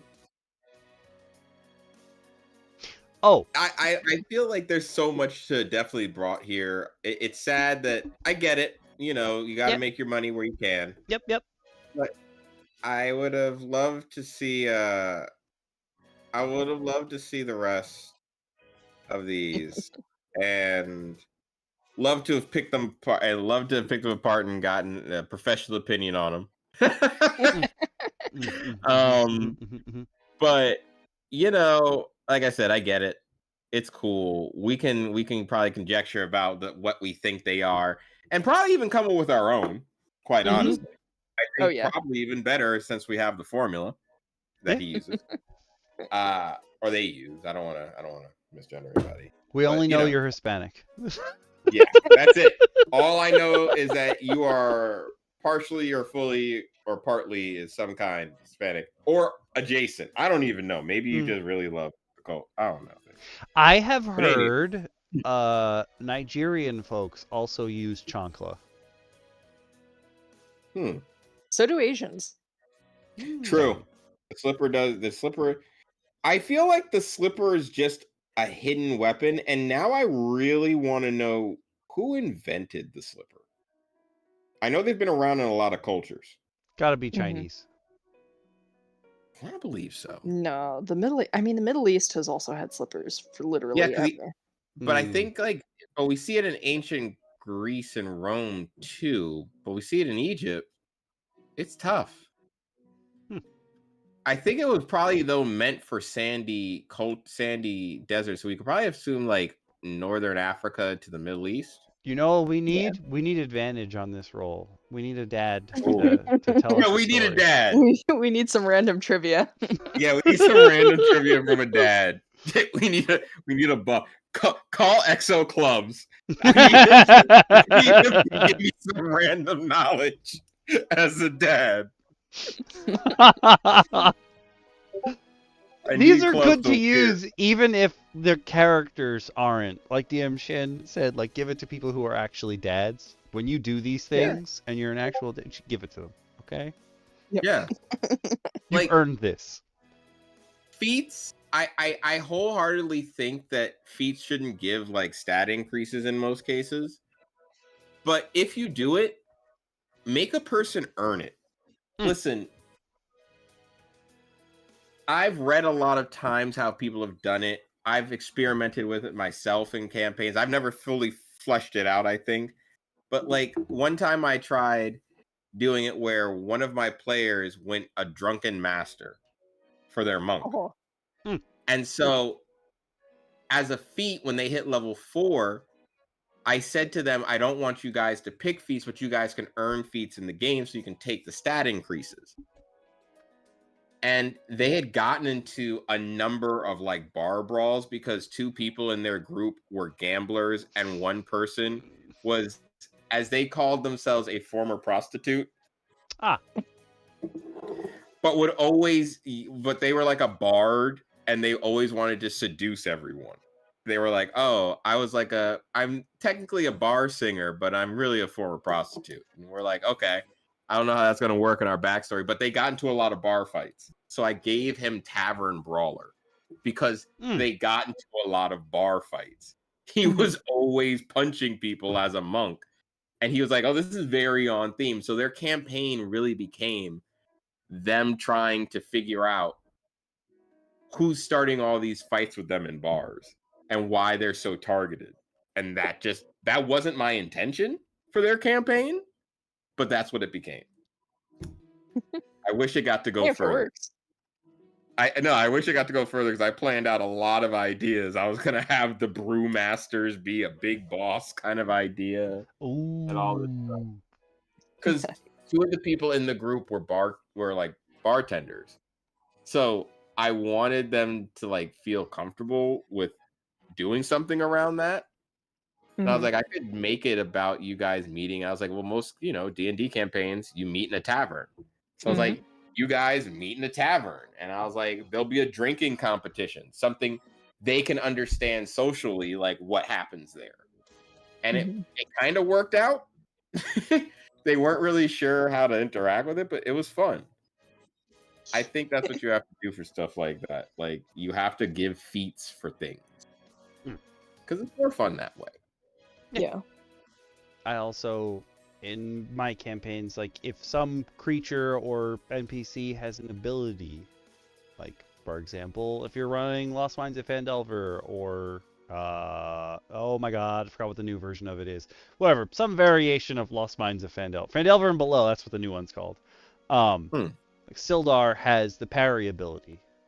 I run it the same way. Like if my players want to learn to parry, he can teach you. He's there. You just got to work with him. He'll teach you the ways. You can learn that ability too. Why not? Yeah. Also, what, like actual people in an actual place learning actual things? Oh my god. That's role play. Wow. Okay, so we've said this before. I can see what designs people buy. Like, I don't know any other information other than that, but I can see what designs. And I now know that somebody's going to be repping DM Lacara in their house. Wink, wink, nudge, nudge. Yay! And they also might be a scholar at the University of the Ouroboros of Education. Oh, hell yeah. Great choices. This makes me so happy. We're doing good. Thank you, Awas. We appreciate you. You know that? Thank you. Thank you. Shout out to AWAS. Just gonna give you a quick clap. Thank you. Just gonna give you a quick Can clap. I highlight my own stuff? Yes, I can. Message effects. Oh no, even better. Here we go. Here we go. Here we go. Thank you. That's the one I want. Can I type though? Yes. Okay. Let me type. Thank you. It was like, here, I'm sending it blank. I was like, no, I want to type first.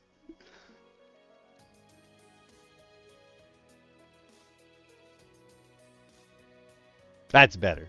It's an emote party in your honor. And a shirt too. Oh my god. Stop. I'm sweating. Stop it. Yay! We have one more thing to look at today, if I can calm down. It I is. don't know how these things. What was that? No, never mind. It's fine. I used my own lore points because I have infinite lore passed down because it's my channel. But I feel like everyone else has infinite lore passed down at this point as well. Okay.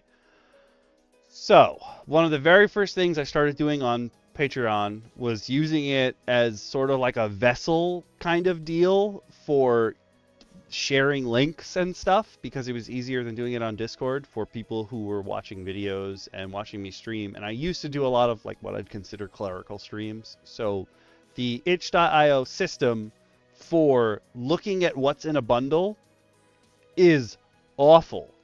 And you basically have to reload the page all the time. You can't search within the bundle because once you've searched for one thing, the search breaks, yada, yada, yada. So whenever I would get one of itch.io's charity bundles, I would go and catalog everything that was inside. And I would just sit there on stream and chat with people while I cataloged them. So it would come out as multi-page spreadsheets with what was in there, what platforms it ran on if it was there, then like if there's TTRPG stuffs, like what, like a little basic gist of it was, and then what necessary materials you'd need to run, and then if there's books or other things in there, there's a tab for that, and there was a tab for assets and tools, and some of them had music, so I would put in what album was there, and then the file types that it came in. And the next item is from Itch's bundle for Palestinian aid way back in the day. That post is up on Patreon still. If for some reason you bought this bundle and you forgot about it, I can tell you exactly what's in it. So you can come over to my Patreon and go look that up. That link is there as well. But that is to say, technically, this article is paid. However, one of the cool things about Itch is that you can actually buy extra copies and they become what's called community copies. So if someone doesn't have the money right now to buy it, you can just go over and grab one of the ones that somebody already paid for. And currently there's 46 community copies right now. And like DM's Guild and Drive-Thru RPG, you can keep buying the same thing. So if later you want to throw the author some scratch, you totally can. But the link to get it on Itch is in the description if you're on YouTube for Chew Guys. I'm going to put it in Twitch chat, pop it open, pin it, bloop, the usual. And then I'm going to send this over. In retrospect, what I should have done for the DMs is send them the file. Well, I forgot to do that. It's okay. That one's on me, but there are community copies. However, if you give me 1 second, I'm just going to send you the file. Haha, it's so much easier. So these are backgrounds for use with Troika, which is, as we said, the TTRPG you play if you really love being on drugs.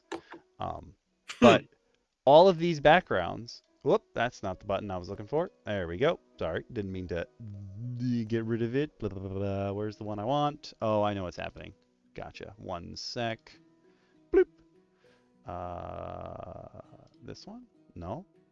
Are you just not gonna? Interesting. Well, I have another way to get around this. Ha ha! Boom! Now it's on the screen. You can stop me all you want, OBS. I have ways to get around. But this is Life of the Poultry by John Erwin, Casia, and these are 6 specific backgrounds for if you wanted to run a fowl. If your character was some kind of fowl.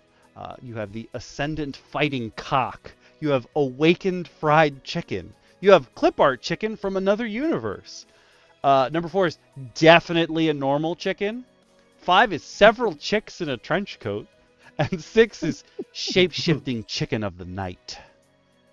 Sounds amazing. So, follow along with us. Again, this is a different system, so you could technically move stuff over if you wanted to. Or you can try to run them as clear as possible within Troika rules in D&D, or if you're playing Troika, you can look at them over there too. And I need stupider music for this, which I've already chosen, so... Stupid music, go! So, I'm automatically going to say that I'm going to look at each one of these backgrounds, foul backgrounds, as a subclass. Yeah. I'm going to treat the Life of Poultry as the class. This is officially the foul class. Yeah. And we're going to look at these as subclasses. I think that's how we D&D this. Everyone's in Popeyes. Oh, now I'm hungry. Right? Oh, you're going to be. As we stare at Awakened Fried Chicken.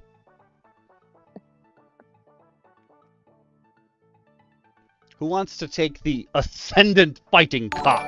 I think that's got to be Shin. 24 months? Ah! I got this one. Why did it play the default instead of mine? I'm going to worry about that later. At least it's playing notifications. Right? I'll take what I can get. All right, so let's start with the Ascendant Fighting Cock. The subclass, of course. From the blood of the fallen warriors you have awakened. No longer a mere cock for entertainment and gambling. You have toppled your masters and ventured to the cosmos for a more worthy opponent and worthy apprentice. You are Dark Sun the Chicken. This, yes, you are a barbarian subclass of foul. You are fighting for your life out here. You are a gladiator. I love this. Vibrant feathers. The more luck you have, the more vibrant your feathers look. Naturally, you get almost what I would consider a dazzling display. In Pathfinder, there is an ability known as dazzling display. It is very weird, but what it allows you to do is allows you to use your favored weapon. You gain proficiency in Pathfinder allows you to use a weapon, and the more proficiency you choose in that weapon as focus, the more powerful your hits become. And they become really, really ridiculous. I'm going to let people know stuff goes from, oh, that's sensible to this is outright stupid. Why did I just hit for 1d8 plus 36 other d8s? That is Pathfinder.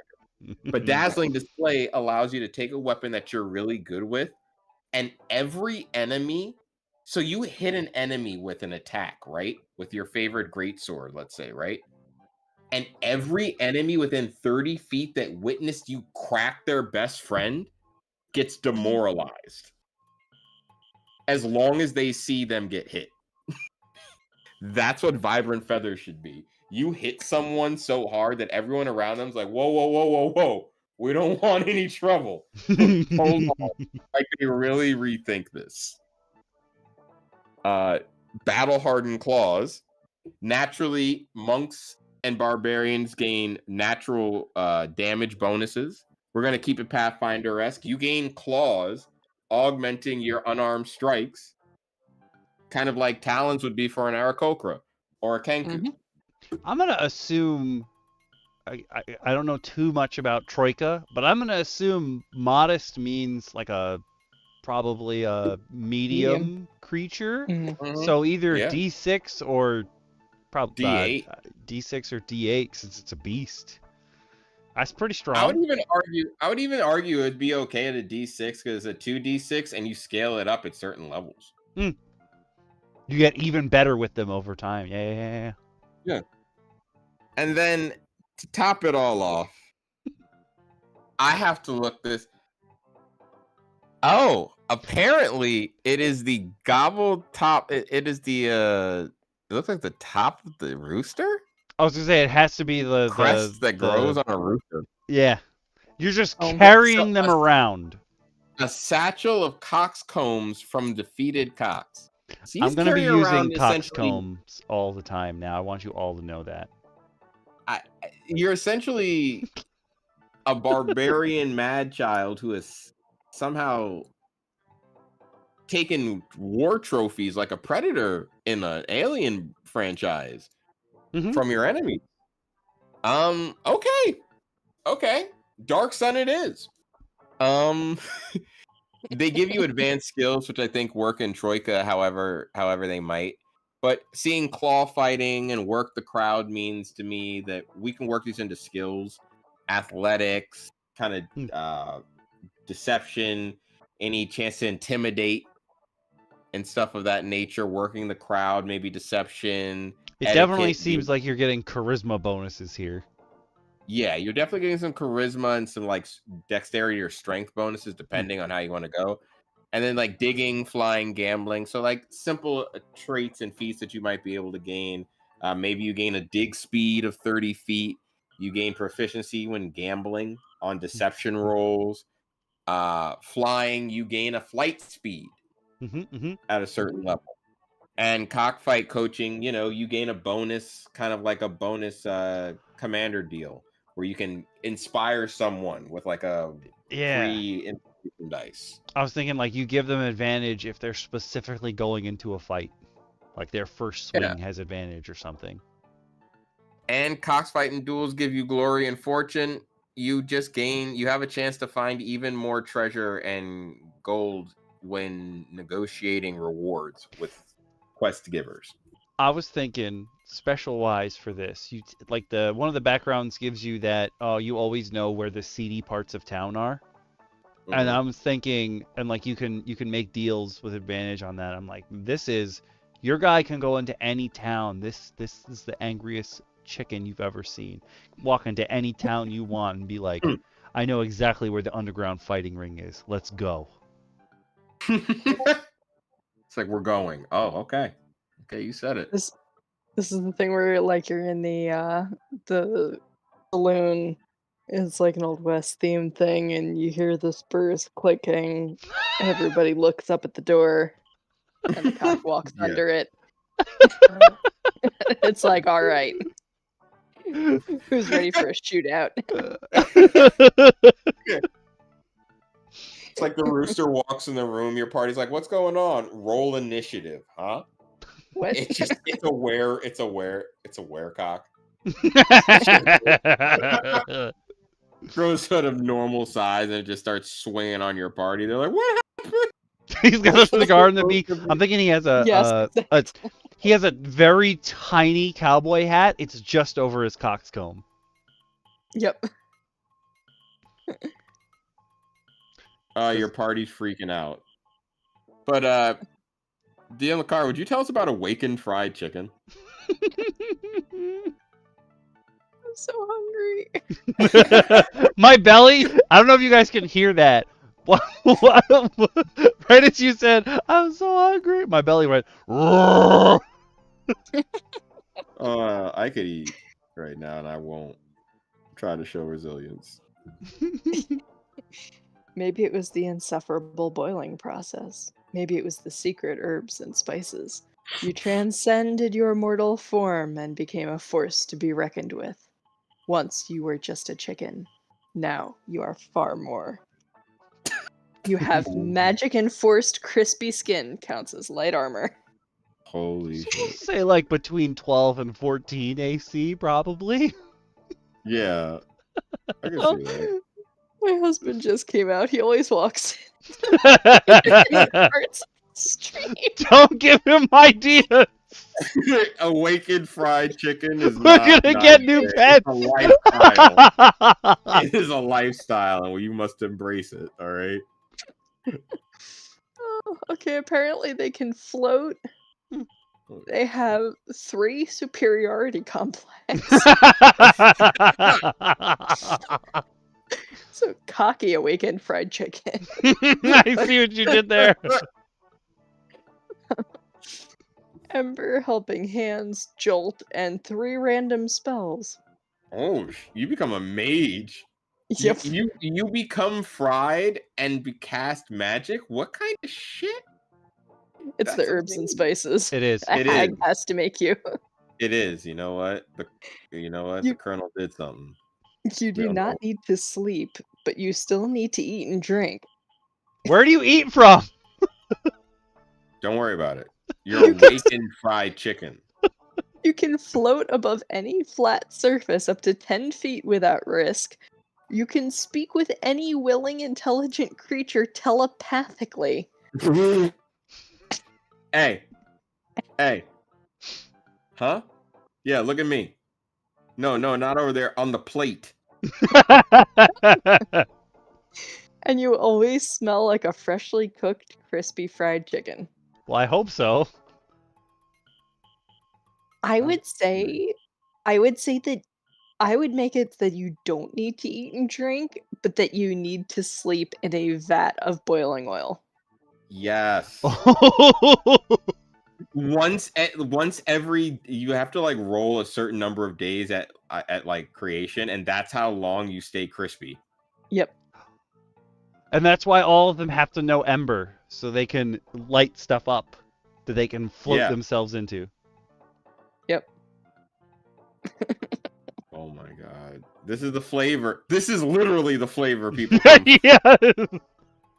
It is quite literally the flavor. Fist, 100%. MSG of D&D. Troika is the game you play when you're high as hell. When you're in the clouds, you're playing Troika. Yeah, this is not a game. And of course, Okami, could you tell me about a what? I just saw the art for Definitely a Normal Chicken. I've never been on this page before. Tell me all about what, Okami? Number 3? A clip art chicken from another universe. Using a scroll of Zed, you escaped your horrible dimension, doomed into erasure. You're not sure if this one is any better. You got possessions. 2D sharp claws. 2D! They're so easy to dodge! This is bullshit! Damage yeah, but man, if you get caught with those, they will cut anything. True. Old photos of your family and friends. Now, I need you, okay, if you're playing clip art chicken from another universe, assuming your entire body is 2D, I need you to pull the pictures out vertically, because that's the way they would be on your body, and then you can turn them horizontal. Otherwise, people can't see them because they're flat. Oh my god, yes. Yes, I support this. You have a 2D rucksack. Anything you put in there becomes 2D in terms of carrying capacity. They return to their original form when you pull them out. Oh, that is such a cool idea for a magic item, no matter what. That is so useful. This is a Discworld character. It really is. Terry Pratchett is smiling somewhere. Maybe even more for the next one. So you have a special. Lacara, I'm gonna let you have that. Oh yeah. You get origami skills. I love that because you can fold yourself. I mean, why not? Listen, you can slip through any locked door. Yep.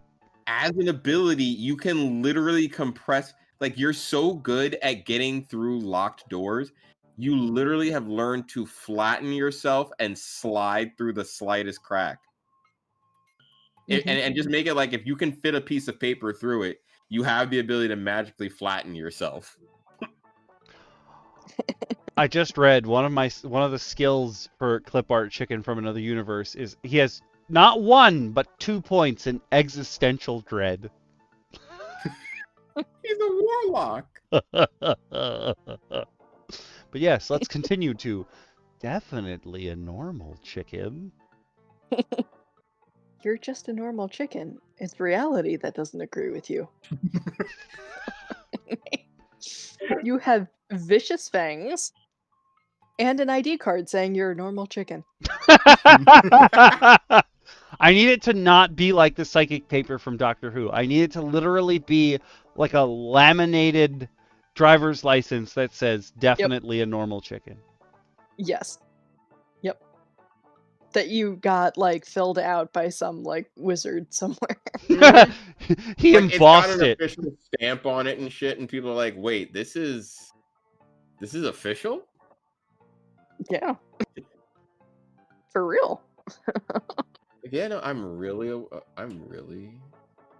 That's my job. You have skills in digging, slither, fang fighting, second sight, smooth talk, and the spells protection from rain and quench. Protection from rain is hilarious. I love the latitude that this gives you to determine what your actual true form is. Mm-hmm. And this is how you hide a character. Yeah. This is how you hide the character amongst your party members, and they're just like, "Wait, what's up with you?" And it's like, hey, definitely a normal chicken. You have protection from rain as a spell because if at any point you get a certain amount of water on you, this form washes away and your true form comes out. Yes. Yes. Your players are always wondering why you won't travel in the rain. You're like, I just don't like the rain. Yep. It's actually like a hairless cat. Oh my god. Yes. It's just 2 chipmunks. It has to be something just truly ridiculous, like the most ridiculous thing that shouldn't be underneath all of this. I was thinking some Eldritch Abomination, but it's way funnier if it's not. If it's just something normal. And the party's had like a pool going of like what it actually is. They take bets when you're not in the room. It gets wet and they start bracing for like the final fight, and it's just like, hey guys. It's like, who the hell are you? Yeah, we ran into each other at the beginning of the adventure. You kind of bumped into me, and I thought that was rude, so I started following you. You've just been walking around like faking being a chicken. Yeah, man. Yeah. Wanted to see how long you would believe it. It was like a joke at first, but then it seemed like it was too long. I was trying to think, what are chickens like predators of? And then I was like, no, what if you're like a living corn kernel or something, and you had to become a chicken to not get eaten? Oh, chickens will eat all sorts of bugs and mice even sometimes. My first thought was mouse, and I was like, I don't know if chicken eats a mouse, but it's gotta be something that is trying to be like a chicken, but it would be something that would be their prey. Some kind of insect. Oh yeah. You can spend 1 luck to convince everyone in the same room that you are indeed a chicken. Advantage on deception, but only when someone questions, are you actually a chicken? Totally normal chicken. Extreme. Like when you succeed, you just pull out the piece of paper that's just like definitely a normal chicken. Like they read it and they can't say no to it. They're like, I mean, it says it. He's a normal chicken. Can't deny that. Oh my god, the next one's amazing. Who wants to take several chicks in a trench coat? I got this. You wished to be young, adorable, and able to do many things at once. You should really be careful what you wish for. You have a possession, a trench coat, so light armor. Your advanced skills as several chicks in a trench coat, mind you, are 3 in sneak, so an advantage at stealth, 2 chirp, 2 cry like a child, 2 disguise, 1 sleight of hand, and 1 in tunnel fighting. Okay, tunnel fighting. Oddly specific. So specific. I wonder if they mean like the chicks in the trench coat are technically in the tunnel, like if they're in the sleeves. You're gonna love the special. Special is you are a collective of small chicks under one personality in mind, connected through a psychic link with 1 stamina each. Gaining or losing stamina means a chick spawns or perishes, respectively. Area of effect and trap damage only applies to you once rather than each chick. You can split into different groups, but current luck and advanced skill ranks are divided evenly per group, rounded down. Skill is retained and stamina is equal to the number of chicks per group. This is hilarious. You can literally break down like Pikmin and fight as tiny chicks in a trench coat. This is to tick a successful advanced skill to advance, get better. It must be performed by a group with more than half of the total chick count. So you need at least like 7 out of your 7 out of your, I guess, like 12 chicks. Okay. To successfully do this. I love it. The intro paragraph part, you wish to be young, adorable, and able to do many things at once. You should really be careful what you wish for. You didn't start as several chicks in a trench coat. You were something else. What if you were a human and now you're several chicks in a trench coat? I want to do this to one of my players. Yet you have to. You have to curse them. You could swap out some of the eye stalks for becoming I was literally just thinking that. You become a high-minded pile of chicks. Oh, that's great. This is kind of like the Sleepless, though. Like, that would be so useful for, like, recon. My true polymorph. 1,000 chicks in a trench coat. My greatest achievement. It's like, damn it. I didn't know he was so powerful. Like, what will you do with your new form? All of them just start crying, and everyone in the room's like, oh, it's so loud.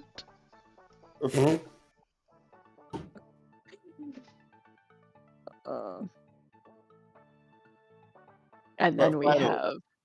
Yeah. Go for it. No.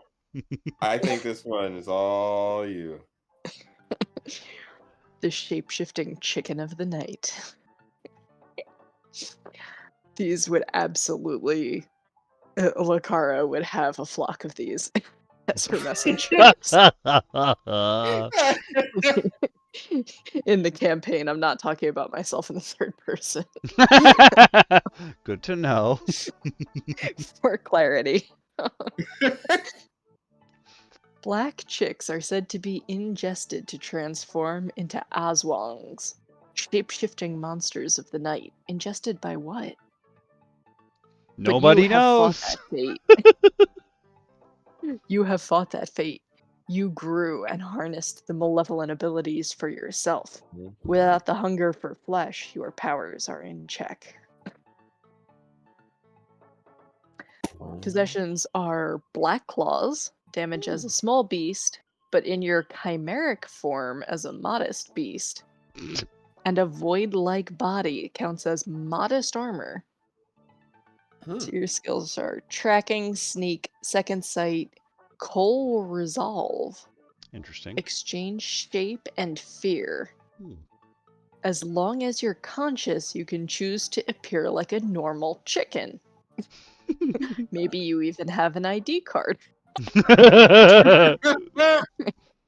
Oh my god, you wipe away you're definitely a normal chicken to find out that, in fact, you are just the shape-shifting chicken of the night. At night, you can spend 1 luck to transform into a chimeric beast. During this form, your size doubles, you cannot use any spells, and you can use the following advanced skills: 4 strength, 3 claw fighting, 2 run, and 2 frightening presence. You can revert from your beast form at will. You're also forcibly reverted at dawn or when you have lost all luck. I want to use were chicken now. Yeah. In its beast form? Oh, hell yeah. Oh, hell yeah. Except I'm going to bump it up to like large. It'll go from tiny to large. Yeah. Yeah, no, you can't fit through doorways. Not easily. You get stuck in doorways in giant chicken form. Hey Waz, what you said earlier about the cuckoos from Zelda, like your players go into a town and they mess with this farmer's flock of chickens, and one of them starts chasing them, and they're like, whatever, and they go to like knock it out of the way, and all of a sudden it's like, cuckoo, and it just gets huge. Oh, or even it's been chasing them, they don't know it. They go down for camp. It's like the middle of the night, they hear they're like, what the fuck is a rooster doing out here in the middle of the night? And like literally this chicken walks up and they get ready to try and shoo it, and it literally transforms right there too. It's just giant chicken fight. Get ready. This is your Family Guy moment, but scarier. Then Bagman. Good old Chickens Bagman.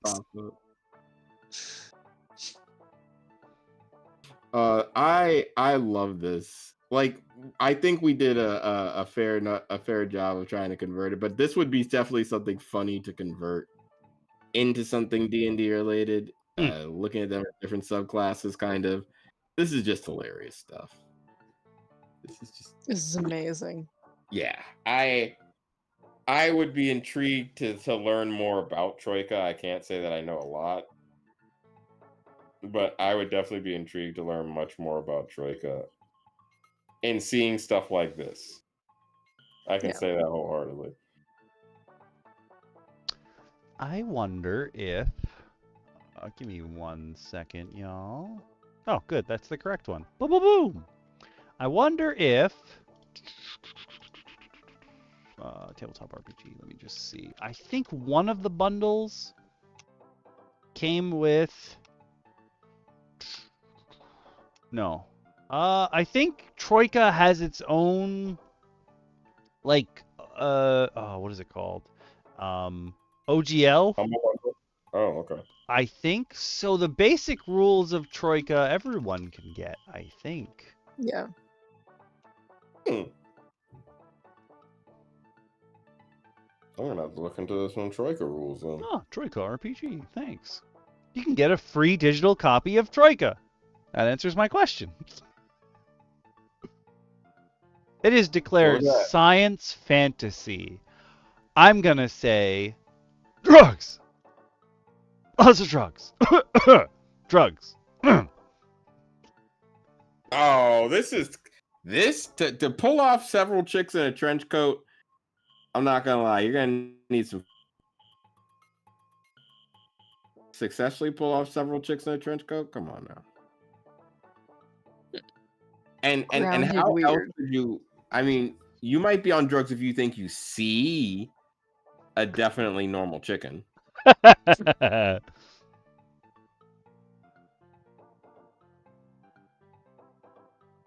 Which is, I think God, that it was. I think that and the clip art chicken from another universe are two of my favorite though. Just because clip art chicken is just, I'm imagining Clippy from old Microsoft Word. God, yes. Mm-hmm. And just the horror of dealing with Clippy day in and day just appeared. No one asked for him. Nope. No, he did not. No one wanted that. So think about that. And then, of course, Terry Pratchett's rolling when he looks at definitely an orphan. I think also the several chicks in a trench coat would work in Discworld. Mm-hmm. I could wholeheartedly see like, I could see them being like in a suit of armor, just walking around like don't mind us. Well, don't the Clan McFeagle do that at one point? Yes, something similar. I don't think it's exactly that, but they do something very similar. Yeah.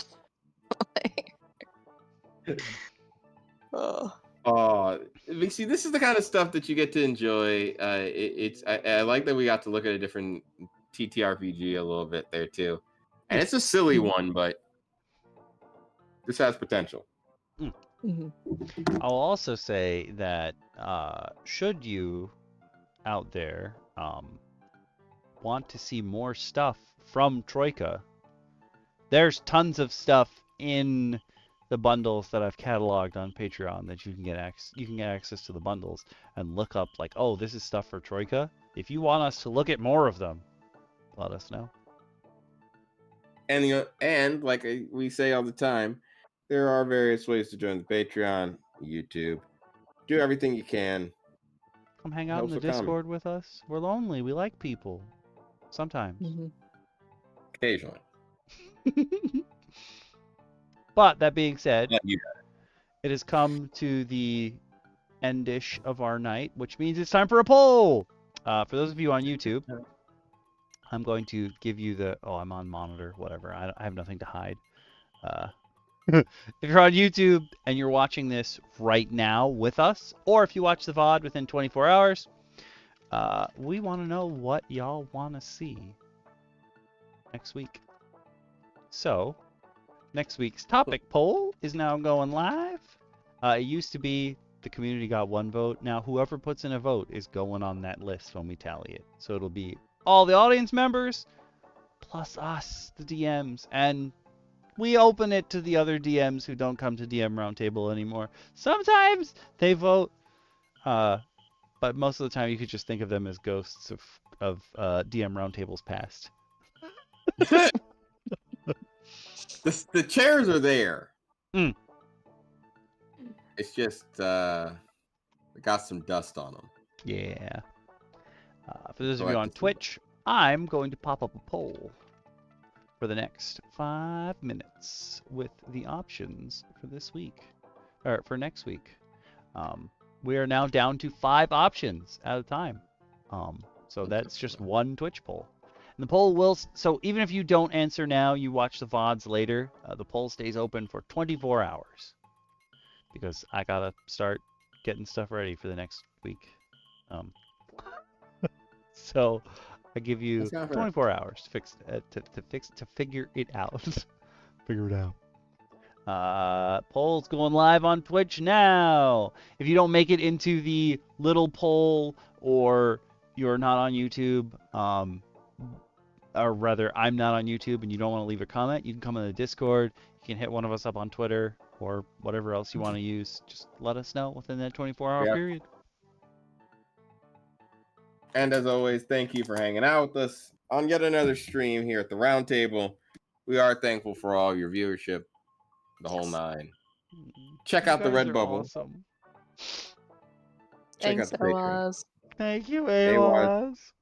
You are the best, AWAS. We appreciate you. We appreciate you kindly. And we appreciate all of you for tuning in for another DM Roundtable. Okami, thanks for having us. Thank you. Where can people find y'all during the week? At work. Oh. Stressing over tariffs. That sounds logical. That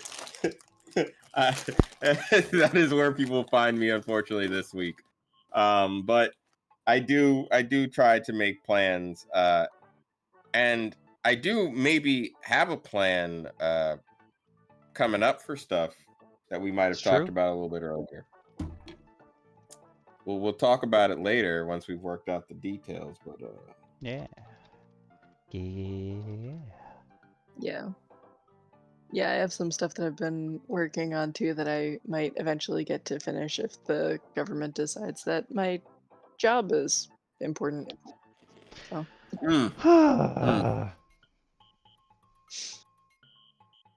Don't you love it? It's tough out there. I really, really don't. No, I know. I'm sorry, y'all. Cool. All right, I'll see you guys next week. Bye, DM Lacara. Bye.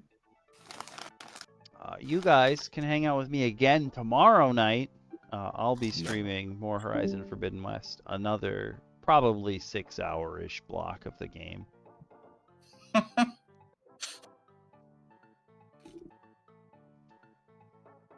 I love that you were like 8 hours, never again. 6 hours? Yeah, 6 hours, doable. Doable. I feel like, though, the problem with the thank you streams is that I'm doing them early, so, like, it goes past dinner. And I feel like if I did them between meal times, it would be better for me, specifically, to make it go longer. But, like, once I interrupt a meal, I'm like,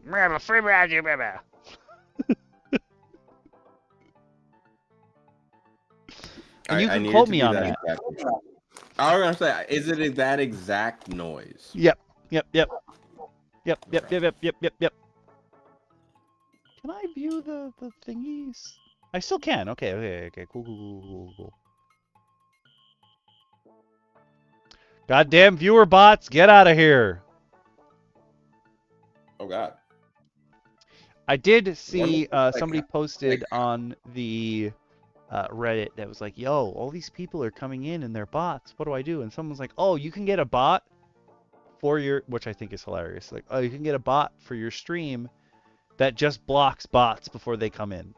And I was like, do the first bots think that this blocker bot is a traitor to their kind? That's all I want to know. They're looking at him. It's like, you monster. How could you betray us? Suggest a piece of homebrew.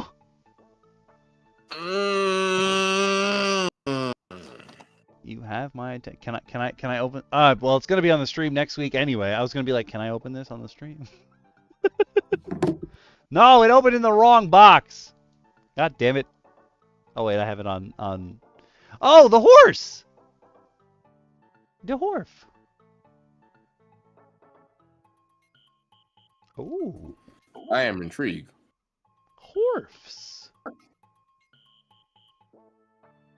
Horf folk, if you will. Well. Sounds like we might have some interesting stuff to look at. Oh! This comes pre-bookmarked. I'm going to put this in the thingy. But it looks like we're also going to have to look at the Equinoi species. Because this seems like the races. Okay. Horfs. I am intrigued. We'll definitely look at some horfs. I don't know why you're saying that, and I think it's a Swedish chef. Actually, that immediately became you when your headset broke, aka saying Haley from Halo. I apologize.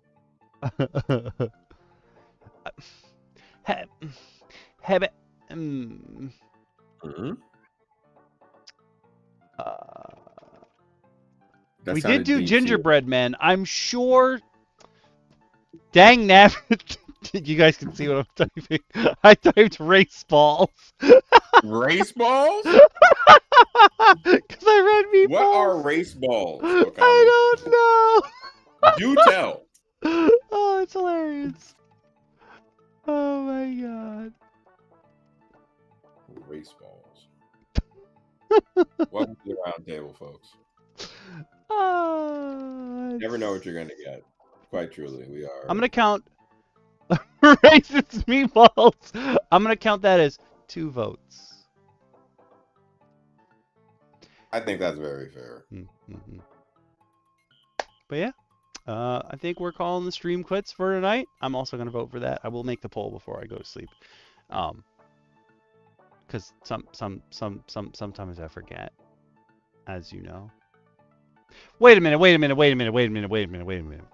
You can type swastika in the chat, but you spelled probably I wonder if you can type it if you spell it correctly. Whatever, don't need to find that out. But what was the thing that it blocked for me one time? Like white men or something? Damn. I forgot what it blocked. I have to go look at my block list. It was something that was not racist at all. Frick. Gotta go look it up. But for those of you on YouTube who have no idea what's happening, it's because in the Twitch chat, Fist suggested he wants to see meatballs as a race. And then because of my misspelling, he was like, oh, so they're racist meatballs. They have little swastikas cut in them. Wild to me. This is ridiculous. Twitch, we're sorry. We'll take it down. Yes, we will be back next week. Seems like Ancestry's Races, Sub-Races, Lineages has a pretty good chance to win. So we'll all be looking. It's been a while since we looked at those, hasn't it? Yep. I was looking. We haven't done one of those since January. Damn. I was like, you know what? I think it's time. Barbara Streisand. I don't know why I read Barbara Streisand and think of the song and just start going, ooh. We will see all of you next week, Monday at 8 p.m. for another DM Roundtable. In the meantime, enjoy all of your games that you play, whether they be video or card or tabletop. Have some fun out there. And if you want to come hang out in the Discord, come on down. The link's in, it's everywhere. Just, yeah. The link's everywhere. Click things. Yeah. Click things.